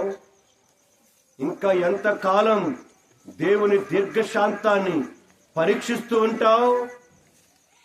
ప్రేమతో ఈ యొక్క 2వ తారీఖు సాయంకాల వేళలలో దాదాపుగా రాత్రి 9 గంటల సమయంలో దేవుడు నీతో మాట్లాడుతున్నాడు, నిన్ను దర్శిస్తూ ఉన్నాడు. లోబడటానికి ఇష్టపడు. నేడే మిక్కిలి అనుకూలమైన సమయం, రేపు నీది కాకపోవచ్చు. కాబట్టి జాగ్రత్తగా కొన్ని విషయాలు ఈ ముందుకు తీసుకురావాలని ఆశిస్తున్నాను. నేను క్లుప్తంగా కొన్ని మాటలు జ్ఞాపకం చేసి నేను ముగించడానికి ప్రయత్నం చేస్తాను. నా 3 దినభాగములలో నుంచి నా మొదటి దినభాగం ఇర్మియా గ్రంథం 2వ అధ్యాయంలో ఉన్నాను. మధ్యాహ్నం దినభాగము కీర్తనలు 55లో ఉన్నాను. 3వ దినభాగం 1 తిమోతి 4, 5, 6 అధ్యాయాలు కంప్లీట్ చేసుకున్నాను. కనుక అనేక విషయాలు నా ముందు ఉన్నాయి. కానీ గత రాత్రికి వలె మానవుని యొక్క చిత్రం కనుక ఎలాగ ఉన్నదో జ్ఞాపకం చేసి క్లుప్తంగా ముగించడానికి ప్రయత్నం చేస్తా. మొట్టమొదటి చిత్రం క్రైస్తవ లోకానికి సంబంధించిన చిత్రం. ఇది లోకస్తులకు సంబంధించిన చిత్రం కాదు. బైబిల్ పట్టుకొని యేసు ప్రభు నమ్ముకున్నామని చెప్పుకుంటూ బాప్తిసంలో పాలు పొంది ప్రభు బలలో పాలు పొందుతూ నేను కూడా చనిపోతే పరలోక రాజ్యానికి వెళతాను, నో డౌట్ అని చెప్పుకుంటూ వెళుతున్న సహోదరుడా, నీకున్న ధైర్యం మంచిదే. అయితే ప్రశ్న ఏంటంటే, నీ ధైర్యము నిన్ను తప్పనిసరిగా పరలోకమును చేరుస్తుందా? ప్రశ్న. ఆ ప్రశ్నకు సరైన సమాధానం లేకపోతే బుద్ధి లేని కన్యకల లాంటి బ్రతుకవుతుంది నీది. ఎందుకంటే బుద్ధి లేని కన్యకలు కూడా మేము కూడా పరలోక రాజ్యానికి వెళతామని అనుకున్నారు. అనుకోని ఏమైపోయారు?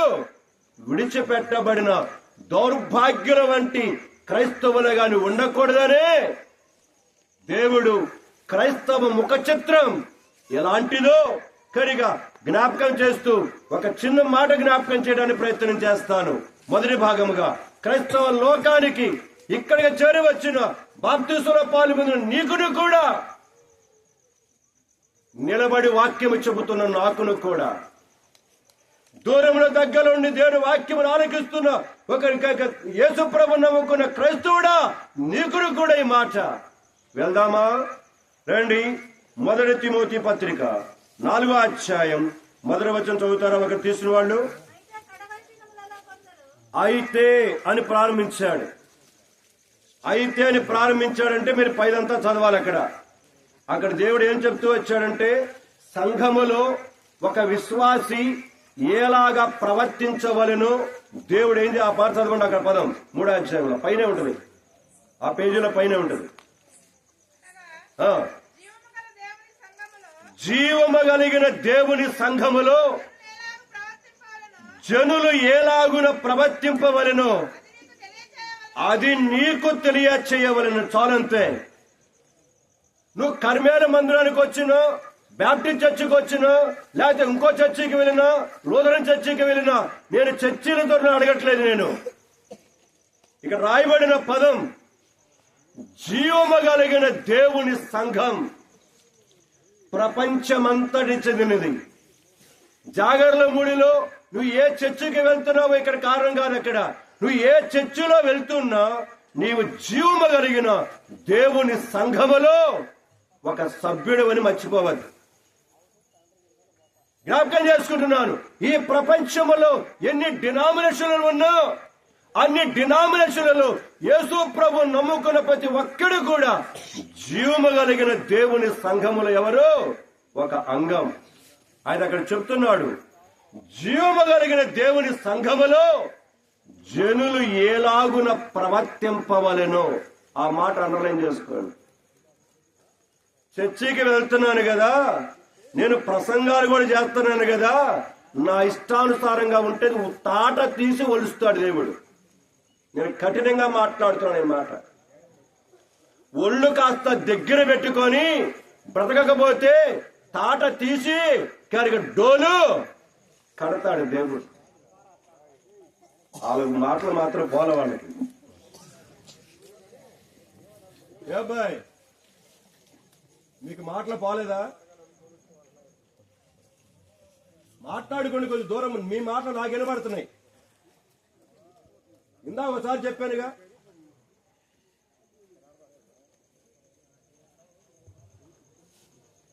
దేవుడిని నిర్లక్ష్యం చేస్తున్నారు. మీరు గుర్తుపెట్టుకోండి.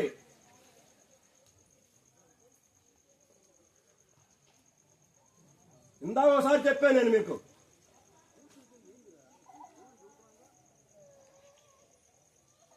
కూర్చోవద్దని ఎవరన్నా మాట్లాడుకోవద్దు అంటాను. అది వాక్యం వినమని చెప్తున్నాను.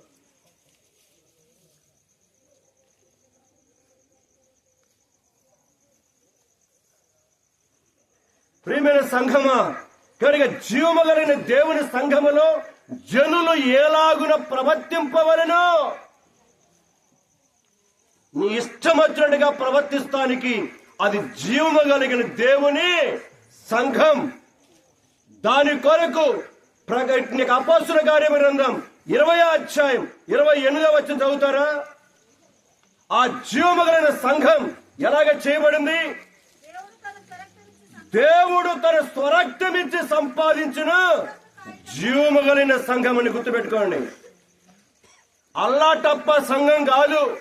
నువ్వు బిల్డింగ్ లో కూడుకున్నా, రేకుల షెడ్ లో కూడుకున్నా, తాటాకులతో కూడుకున్నా, లేదా డేరాలో కూడుకున్నా, చెట్టు కింద కూడుకుంటున్నా, నువ్వు సంఘముగా కూడుకుంటున్నా. ఎక్కడ కూడుకుంటున్నా? అది జీవము కలిగిన దేవుని సంఘం. దాని కొరకు ఆయనే తన స్వరక్తమిచ్చి ఏం చేశాడు? కొన్నాడు. తన స్వరక్తమిచ్చి సంపాదించిన సంఘం. గుర్తుపెట్టుకోండి, దేవుని సంఘములో ఇష్టానుసారంగా ప్రవర్తిస్తూ ఉంటే, కనుక నీ పెత్తనాలు వ్యవహారాలు చేస్తూ ఉంటే దేవుడు చూస్తూ మౌనంగా ఉంటున్నాడు. గుర్తుపెట్టుకోండి. కనుక ఏ మాత్రం కూడా ఏమి అనకుండా వెళ్ళిపోతూ జనులు ఎలాగ ప్రవర్తించవలెనో సంఘమునకు బైబిల్ పెట్టుకుంటున్న నీవు వెళ్తున్న నీవు నేను తెలుసుకొని ఉండటం చాలా ప్రాముఖ్యం. అది ప్రియమైన సంఘమా, అలాంటి జీవము కలిగిన దేవుని సంఘములో కడవరి కాలములో, అంటే ఈ దినములలో ఎలాంటి పరిస్థితి వస్తుందో ఆనాడే అపోస్తలుడైన పౌలు తిమోతికి ఏం చేశాడు? వ్రాస్తూ వచ్చాడు. ఇప్పుడు చదవండి 4వ అధ్యాయం 1వ వచనం. అయితే జీవము కలిగిన క్రీస్తు ప్రభు స్వరక్తమిచ్చి సంపాదించిన ఆ సంఘములో కడవరి దినాలలో గమనించాలి, అందరూ కాదు, కొందరు అబద్ధికుల యొక్క వేషధారణ వలన మోసపరుచు ఆత్మల యందు దయ్యముల బోధ యందును ఏంటట? లక్ష్యం నుంచి. ఈరోజు నేను అడుగుతున్నాను, జాగర్లమూడిలో ఉన్న చర్చిని చాలక ఆటో పెట్టుకొని సిగ్గు లేకుండా పోతున్నాను నువ్వు దయ్యాల దగ్గరికి. సిగ్గు లేకుండా ఆటోలు పెట్టుకొని పోట్లని జీవితంలో అడుగుతున్నా నేను. అంటే అక్కడ ఏముందట? దెయ్యాలు పోతున్నాయట. నీకు పట్టుకుంటే 10 దెయ్యాలు, మళ్ళీ జాగ్రత్త గుర్తుపెట్టుకో. ఇక రాయబడిన మాత్రం స్వరక్తమిచ్చి సంపాదించిన జీవము దేవుని సంఘములో జనులు ఎలాగ ప్రవర్తించవలను తెలుసుకోవడం చాలా అవసరం. అయితే కడవరి దినములలో కొందరు అబద్ధికుల యొక్క వేషధారణ, వారి బోధలు ఏం బోధలట? దయ్యముల బోధ యందు లక్ష్య పెడుతున్నారు. ఈరోజు ప్రజలకు కావాల్సినదే, ప్రజలకు కావాల్సినదే. ఈరోజు కనుక చీరాల్లో భలే స్వస్థత వరం వచ్చారంటే జాగర్లమూడి పల్లెలో అందరూ ఆటోలు పెట్టుకొని పోరా? పోయేవాళ్ళు లేరు. ఎక్కడ దయ్యాల బోధన మీద మనసు ఉంది కనుక నేను సేవకుని తిట్టట్లేదు. యేసు ప్రభు కంటే ఆ సేవకుడు గొప్పాడేమి కాదు, గుర్తుపెట్టుకోండి. యేసు ప్రభు కంటే ఆ సేవకుడేదో రాటు తెల్లాడే కాదు. నీకున్న రోగము తగ్గించుకోవడానికి, నీకున్న దెయ్యములు వదిలిపెట్టుకోవడానికి కొరకాయి ఎన్ని చోట్ల తిరిగి వస్తున్నావు. అసలు పెద్ద దెయ్యం నీకే పట్టింది. నేను చెప్పుకుంటూ పోతే జాగలముడి కర్మేల మందిరంలో విశ్వాసులు చేసే పనులు బొచ్చుడున్నాయి. ప్రార్థనకు రారంటే తీసుకోరామంటే ప్రార్థనకి తీసుకోరాకుండా ఆటో పెట్టుకొని పోయారు. నేను పేరు చెప్పడం ఇక్కడే ఉన్నారు విశ్వాసులు. వాళ్ళు ఆటో పెట్టుకుని వెళ్ళారు. మందిరానికి రాలేని నాన్నని ఆటో పెట్టుకుని తీసుకొని వెళ్ళాను ఇంకో చోటికి. ఎక్కడికో అంటే అక్కడికి వెళ్తే ఏదో నీకు జరుగుద్దని. ఇంకా ప్రాణం పోలా. దేవుడు కనికరించి బతికిచ్చాడు. నీ వేషాలు, నీ దరిద్రమైన పనులు, బరి తగ్గించిన పనులు ఈరోజు సంఘాలలో ఎక్కువైపోయినాయి. జాగ్రత్త. అక్కడ చాలా కఠినమైన మాట రాశాడు. కనుక లక్ష్యముంచి నెక్స్ట్ చెప్పు రాశాడు. ఆ మాట కోసం వచ్చాను నేను ఇక్కడికి. వాటి మీద లక్ష్యముంచి విశ్వాస భ్రష్టురాలమైపోతావు. జాగ్రత్త. విశ్వాస భ్రష్టుడవుతావు. జాగ్రత్త. ఈ రోగం పోతే ఇంకో రోగం వస్తుంది, ఆ రోగం పోతే ఇంకో రోగం వస్తుంది. గుర్తుపెట్టుకో, జీవితంలో ఆత్మరక్షణ కావాలి. ఆత్మరక్షణ కావాలి. నేను చెప్పాను మీకు చాలా సార్లు. మా బంధువులు అతనే విజయవాడకు ఒక ఆయన వచ్చాడట. ప్రార్థన చేస్తే 20,000 ఇవ్వాలి ఆయనకి.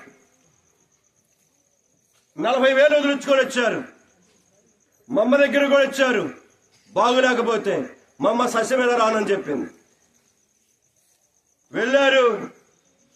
కనుక భార్య భర్త ఇద్దరే కలిసి 40,000 కట్టారు. ప్రార్థన చేసుకున్నారు. ఇట్లా పెట్టేట్టు అన్నాడట.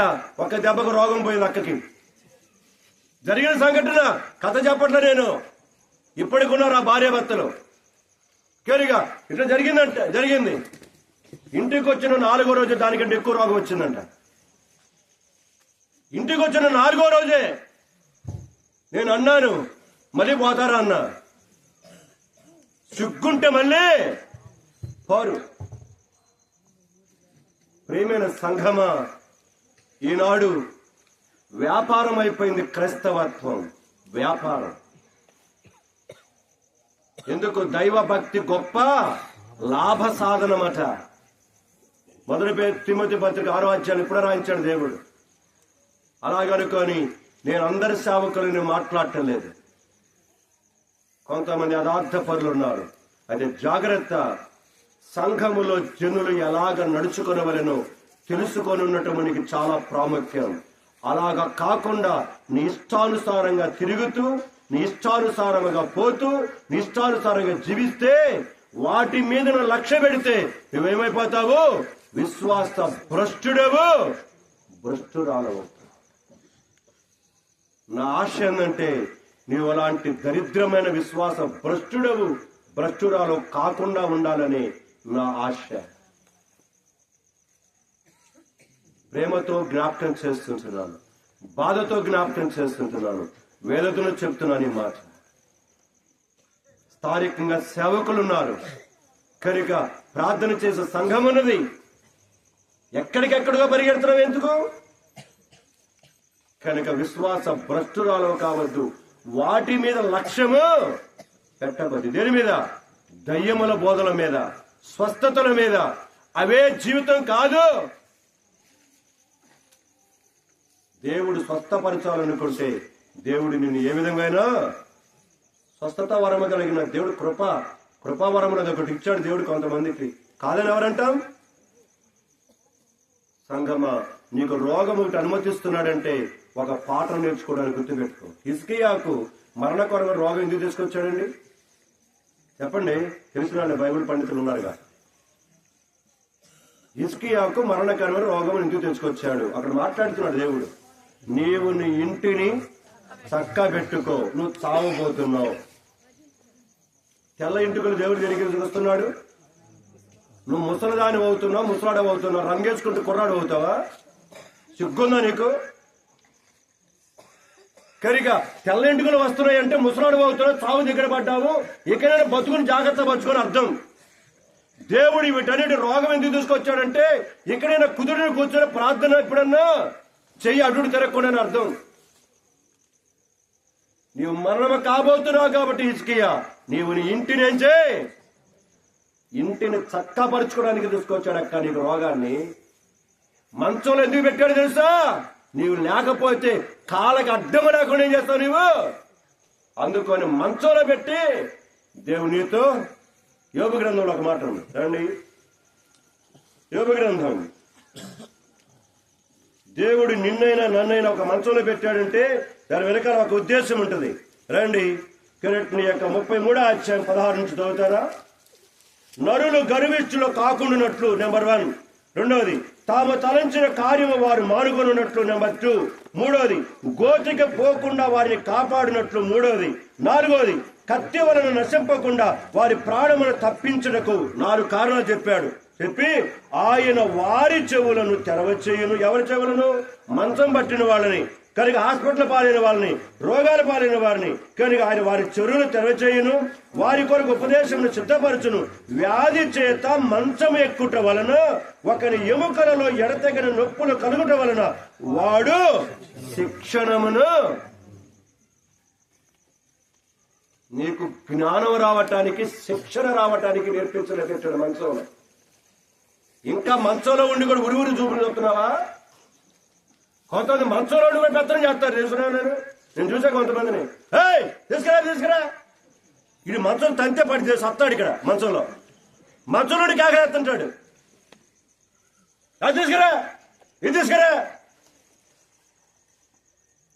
ఎండ పెడితే కానీ వస్తుంది, బుద్ధి వస్తుంది. ఇంక అయినా ఓర్చుకొని పాపం ఏదో ఒక రకంగా పరిచయం చేస్తా ఉంటే అసలు వింటాడా? మంచంలో ఉండి వ్యాధి చేత నీవు దేవుని యొక్క తత్వాన్ని తెలుసుకోవడానికి, నీకు దేవుడు ఎవరో తెలుసుకోవడానికి కొరకు శిక్షణను అందటానికి పెట్టాడు. అది పరిగెత్తవాక అక్కడ స్వస్థత ఇక్కడ స్వస్థతని కూర్చొని ప్రార్థన చేయి, ప్రార్థన నేర్పించడానికి తీసుకొచ్చాడు. నేను చెప్పగలను ధైర్యముగా, నాకు పసితనము నుంచి మా అమ్మకు ఎప్పుడు చూసిన భయంకరమైన రోగాలు. కారణం మా అమ్మమ్మకు 7 నెలలు పూర్తి కాకముందే కడుపులో నుంచి బయటకు వచ్చేసింది. అంటే 7వ నెల కూడా పూర్తి కాకముందే మా అమ్మ జననమైంది మా అమ్మమ్మకు. అందుకొని ఆమెకు ఆ దినము నుంచి ఇప్పటి వరకు దాదాపు 83-84 సంవత్సరాలు ఉన్నాయి. ఇప్పుడు ఇప్పటికి కష్టాలు పోతూనే ఉన్నది. అయితే కష్టాలలో దేవుడు ఆమెకు నేర్పించింది ఎందుకు తెలుసా? ప్రార్థనా జీవితం. నా తల్లి ప్రార్థన మీద మేము కట్టబడ్డాం. నా తల్లి ప్రార్థన.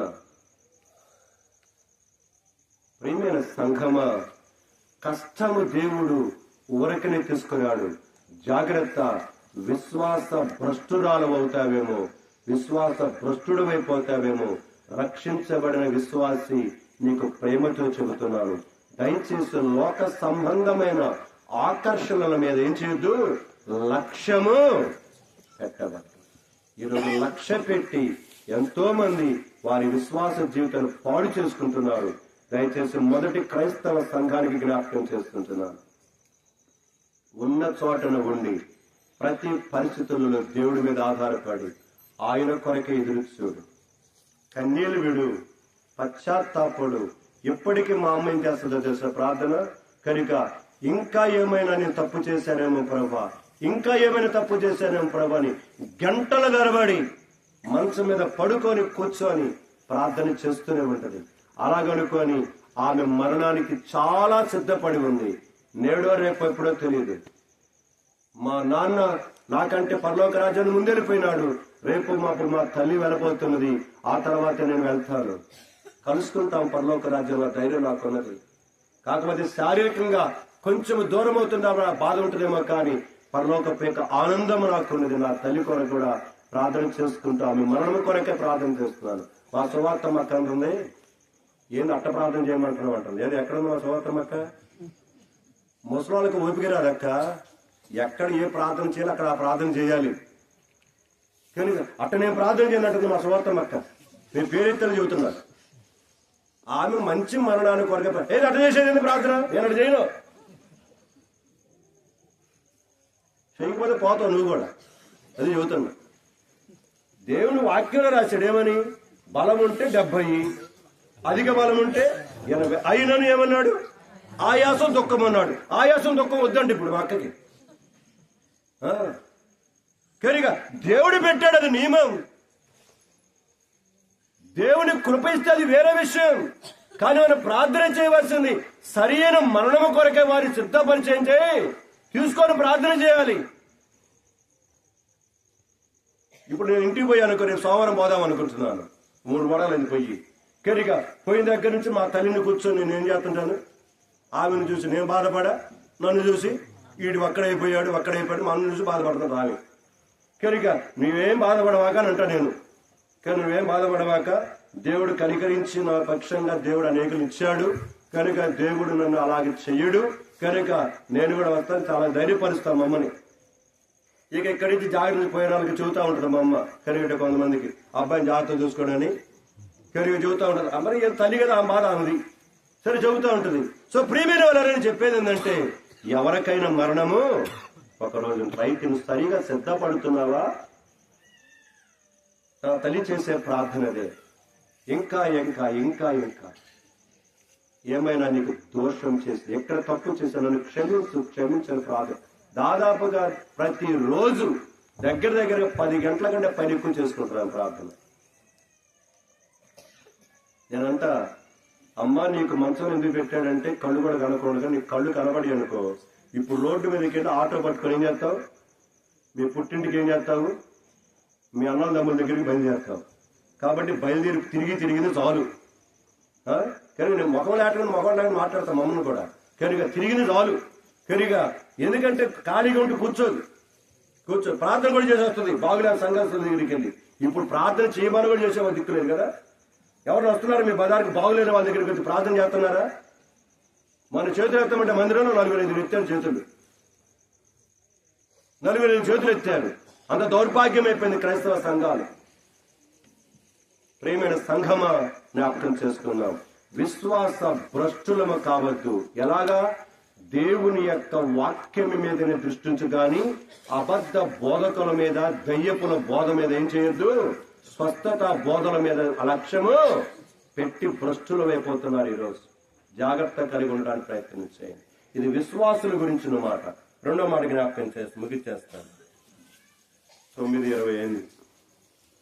ఇంకొక మాట చాలా చదవచ్చుకున్నాను కానీ ఇంకొక మాట జ్ఞాపకం చేస్తారండి. కీర్తన గ్రంథం 55 వెళ్ళిపోదాండి. 55 అధ్యాయం. ఇది క్రీస్తు ప్రభుని ఇంకా నమ్మని వారి కొరకైనటువంటి యొక్క మాట. చదువుదాం, మొదటి నుంచి చదువుదాం. అందులో చదువుదాం. చదవాలి. 8 వచనాలు చదివితే నేను వెక్షమైన చేయను, జస్ట్ చెప్పుకుంటూ వెళ్ళిపోతాను. దేవా, చెవియొగ్గి నా ప్రార్థన ఆలకింపు, నా విన్నపములకు విముఖుడవై ఉండకము, నా మనవి ఆలకించి నా ఉత్తరమిమ్ము. శత్రువుల శబ్దమును బట్టి, దుష్టుల బలాత్కారమును బట్టి నేను చింతాక్రాంతుడునై విశ్రాంతి లేక మూలుగుచున్నాను. వారు నా మీద దోషము మోపుచున్నారు. ఆగ్రహము గల వారై నన్ను హింసించుచున్నారు. నా గుండె నాలో వేదన పడుచున్నది. మరణ భయము నాలో పుట్టుచున్నది. దిగులును వణకును నాకు కలుగుచున్నాయి. మహాభయము నన్ను ముంచివేసెను. ఆహా, గువ్వవలే నాకు రెక్కలు ఉన్న ఎడలా నేను ఎగిరిపోయి నెమ్మదిగా ఉందని త్వరపడి దూరముగా పారిపోయి పెనుగాలికి సుడిగాలిని తప్పించుకొని అరణ్యములో నివసించిందని అని. ఈ రాత్రికాల సమయంలో నీకున్న కష్టాలను బట్టి, నీకున్న రోగాలను బట్టి, నీకున్న వేదనలను బట్టి నేను వెంటాడుతున్నట్టు నీ శత్రువు, నీ శరీరమైన శత్రువు, నేను అనేవాడే స్వయమే శత్రువు. నీ రోగమే నీకు శత్రువు, నీ భర్త నీకు శత్రువు, నీ భార్య నీకు శత్రువు, నీ అత్త నీ మామే శత్రువు, నీకు నీ కోడలు నీ అల్లుడే శత్రువు, నీ కొడుకులే నీకు శత్రువులు అవుతారు. ఇలాగ చెప్పుకుంటే పని చాలా ఉన్నాయి. శరీరములో ఉన్న నీ ఆరోగ్యమే నీకు శత్రువు. వీటన్నిటి చేత అక్కడ రాయబడిన మాట, నా గుండె నాలో వేదన పడుచున్నది, మరణ భయము నాలో పుట్టుచున్నది, దిగులును వణకును నాకు కలుగుచున్నవి. మహా భయము నన్ను ముంచి వేశాను. ఈ రాత్రి ఈ స్థితిలో ఉన్నావా నీవు? ఒకవేళ ఇలాంటి భయంకరమైన పరిస్థితులలో వెళ్ళిపోతున్నావా? సహోదరి, నీ కన్నీటిని చూసేవాడు ఎవడు లేడనుకుంటున్నావా? ఎప్పుడు చచ్చిపోతే బాగుండనుకోని నీ మరణం కొరకు ఎదురు చూస్తున్నావా? మరణ భయములు కనుక అలానే దిగులు వణకును గుండె నాలో వేదన పడుచు కొట్టుకుంటా ఉంది. ఆహా, నాకు రెక్కలు ఉంటే నేను దూరముగా పారిపోయి ఎక్కడో ఒక చాట ఉందునే. ఈ ప్రజల మధ్య నేను నివసించలేకపోతున్నాను. ఈ రణగను ధ్వనుల మధ్య నేను నివసించలేకపోతున్నాను. ఈ బూతు మాటల మధ్య, ఈ దౌర్భాగ్యమైన తిట్ల మధ్య నేను బ్రతకలేకపోతున్నాను. ఈ భయంకరమైన ప్రజల మధ్య నేను బతకలేకపోతున్నానని ఆహా, నాకు రెక్కలుంటే అని అనుకొనుచు ఈ రాత్రి దిగులు పడుతున్నావా సహోదరి, సహోదరుడా? అంతేకాదు, దానికి ఇంకా యాడ్ చేస్తున్నాను. అదే అధ్యాయం వచనం కనుక 12వ వచనం చదువుతున్నాను. నన్ను దూషించువాడు శత్రువు కాడు, శత్రువైన యెడల నేను దాన్ని సహింపవచ్చును. నా మీద మెట్టబడివాడు నా యందు పగబట్టిన వాడు కాడు, అట్టివాడైతే నేను దాగి ఉండవచ్చును. ఈ పని చేసిన నీవు నా సహకారివి, నా చెలికాడవు, నా పరిచయుడవు. మనము కూడి మధురమైన గోష్ఠి చేసి ఉన్నాం. ఉత్సవమునకు వెళ్ళు సమూహముతో దేవుని మందిరమునకు పోయినా. ప్రియమైన సంఘమా, రాయబడిన మాటలు, దూషించువాడు శత్రువు కాడు. ఎస్, ఈరోజు ఇద్దరు అన్నదమ్ముల మధ్య సఖ్యత ఉందా? అన్న బాగుంటే తమ్ముడు వచ్చుకోలేడు, తమ్ముడు బాగుంటే అన్న వచ్చుకో. తత్వం లేదా ఈరోజు? కరిగా నేను కాదు, కరిగా మా అన్నయ్య బాగుపడాలని ఆలోచించే తమ్ముడు ఉన్నాడు ఈరోజు. కరిగా నేను కాదు, మా తమ్ముడే బాగుపడాలని ఆలోచించే వాళ్ళు ఉన్నారా? ఎప్పుడు దాకా బాగుంటారు తెలుసా? అన్నల తమ్ముళ్ళు పెళ్లిళ్ళు కాకముందు దాకా బాగుంటారు. పెళ్లిళ్ళైన తర్వాత ఇద్దరు వస్తారు. ఇల్లు ఈ దూతలు వచ్చి పెడతాయి కొంపట్లో. నేను పబ్లిక్ గా చెబుతున్నాను, నేను చూశాను. సేవకు రాకముందు నాకు తెలియదు, సేవకు వచ్చిందా చూస్తున్నాను. అన్నదమ్ముల మధ్య చిచ్చులు పెట్టే దూతలు, ఈ దూతలు యమదూతలు ఓర్చుకొని చావరు. మళ్ళీ బైబిల్ పట్టుకొని ఏం చేస్తారు? ప్రార్థన చేస్తారు, ముసుగులు వేసుకొని ప్రార్థన చేస్తారు, ఆరాధన చేస్తారు. బైబిల్ పట్టుకొని ఎంత భక్తిగా నటన చేస్తారో. నవ్వద్దు, సిగ్గుపడి ఏడువు, నువ్వు చేస్తున్న పనుల కొరకే. ప్రియమైన సంఘమా, నువ్వు అలాగ కాకపోతే ధన్యుడు ధనురాలు. రాయబడిన పదాలవే. నన్ను దూషించువాడు శత్రువు కాడువాడు, నా మీద మెట్టబడివాడు నా మీద పగబట్టినవాడు కాదు, అట్టి వాడికి నేను దాగి ఉండవచ్చు. ఈ పని చేసిన నీవెవరు?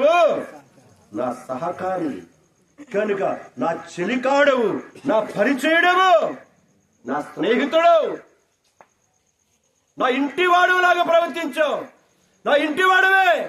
నమ్మించి గొంతు కోసే వారు లేరు ఇక్కడ. ఎప్పటికీ స్టిల్. ఒకవేళ అలాంటి పరిస్థితులలో కూడా నువ్వు బాధపడుతూ కుమిలిపోతూ ఏడుస్తున్నావేమో, నీ కొరకే వర్తమానం.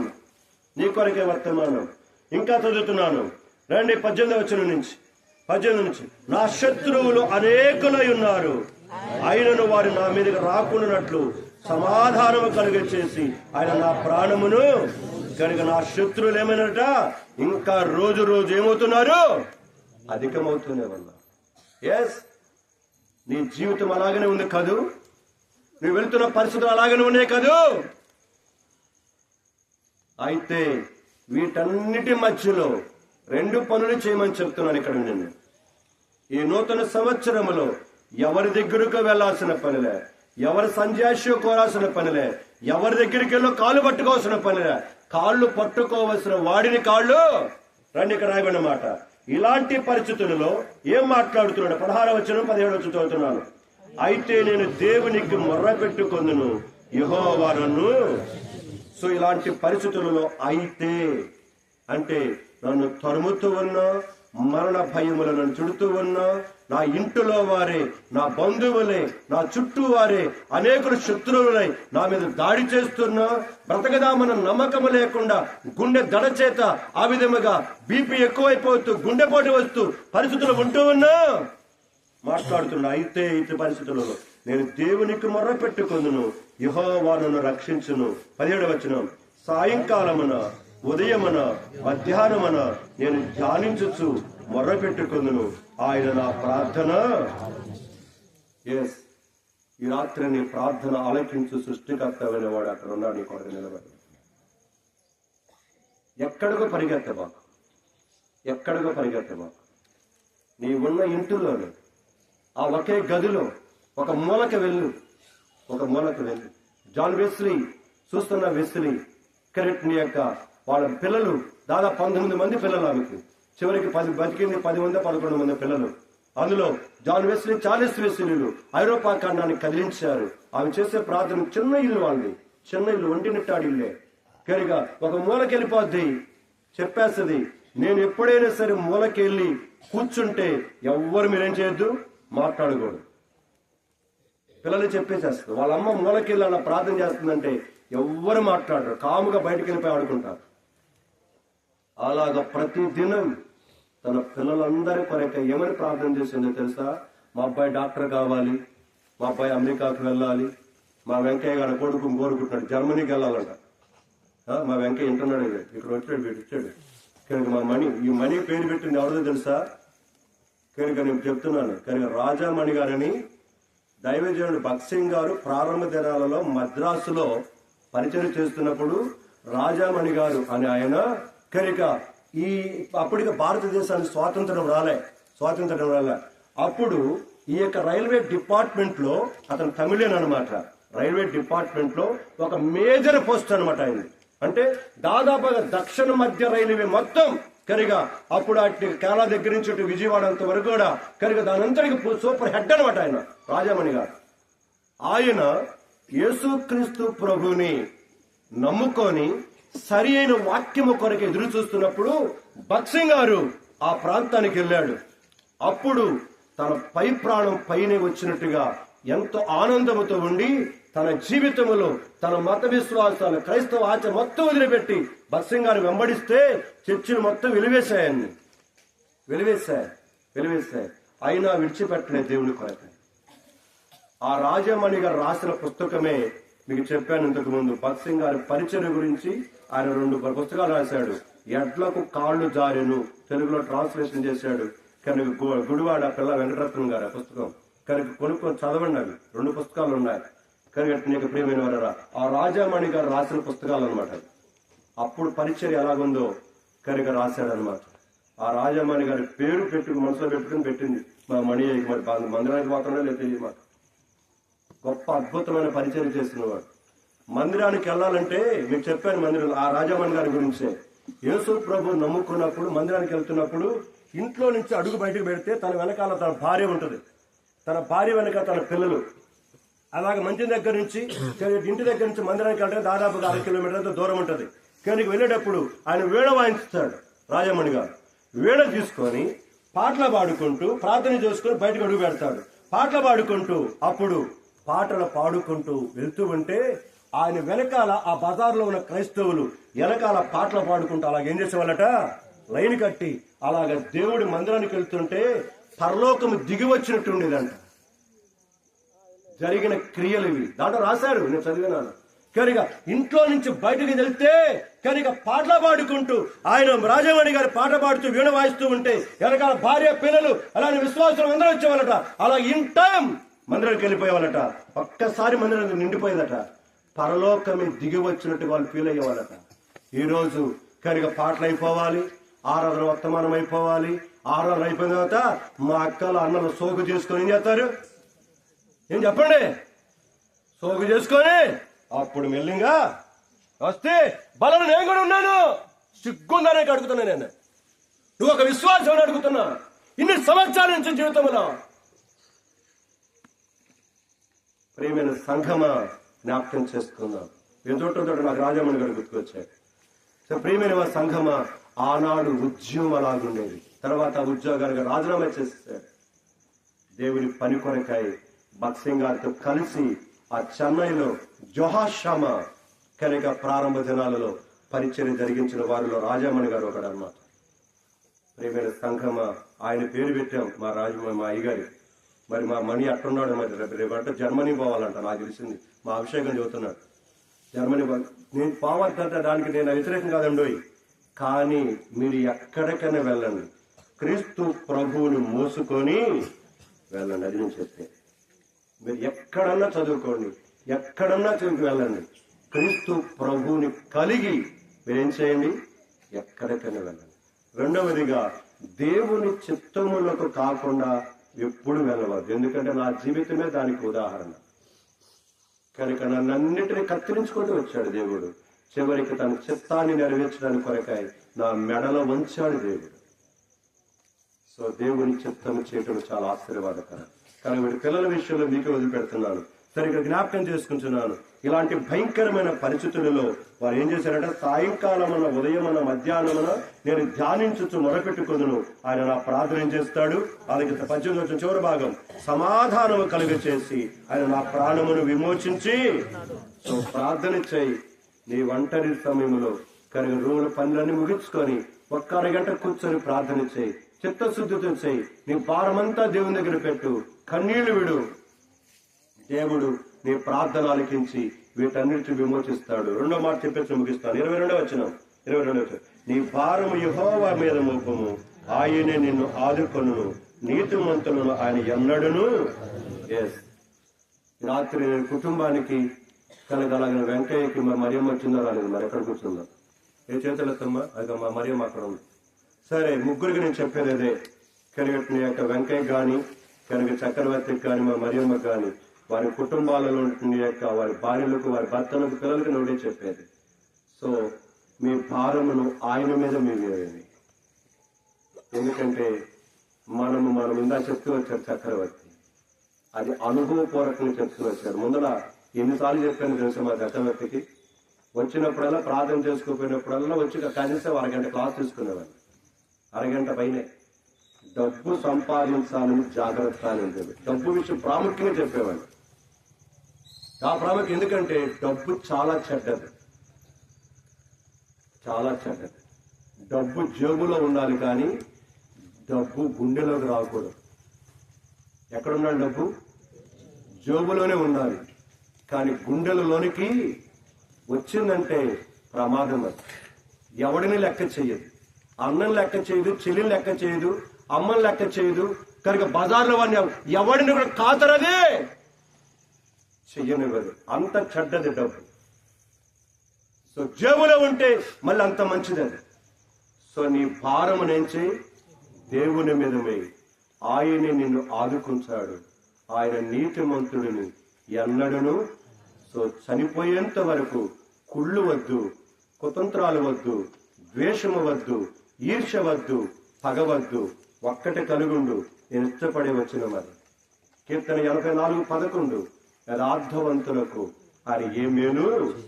నువ్వు ఎంత భయంకరమైన పరిస్థితి వెళ్ళి, నా అనుభవం చెప్తున్నాను. అది సేవకు వచ్చిన తర్వాత నుంచి నా ఒంటరి జీవితంలో నా దేవుని సన్నిధిని కలిగి ఉన్న అదే నన్ను కాపాడుకోవచ్చు. యథార్థవంతులకు ఆయన ఏ మేలు చేయక మానడు.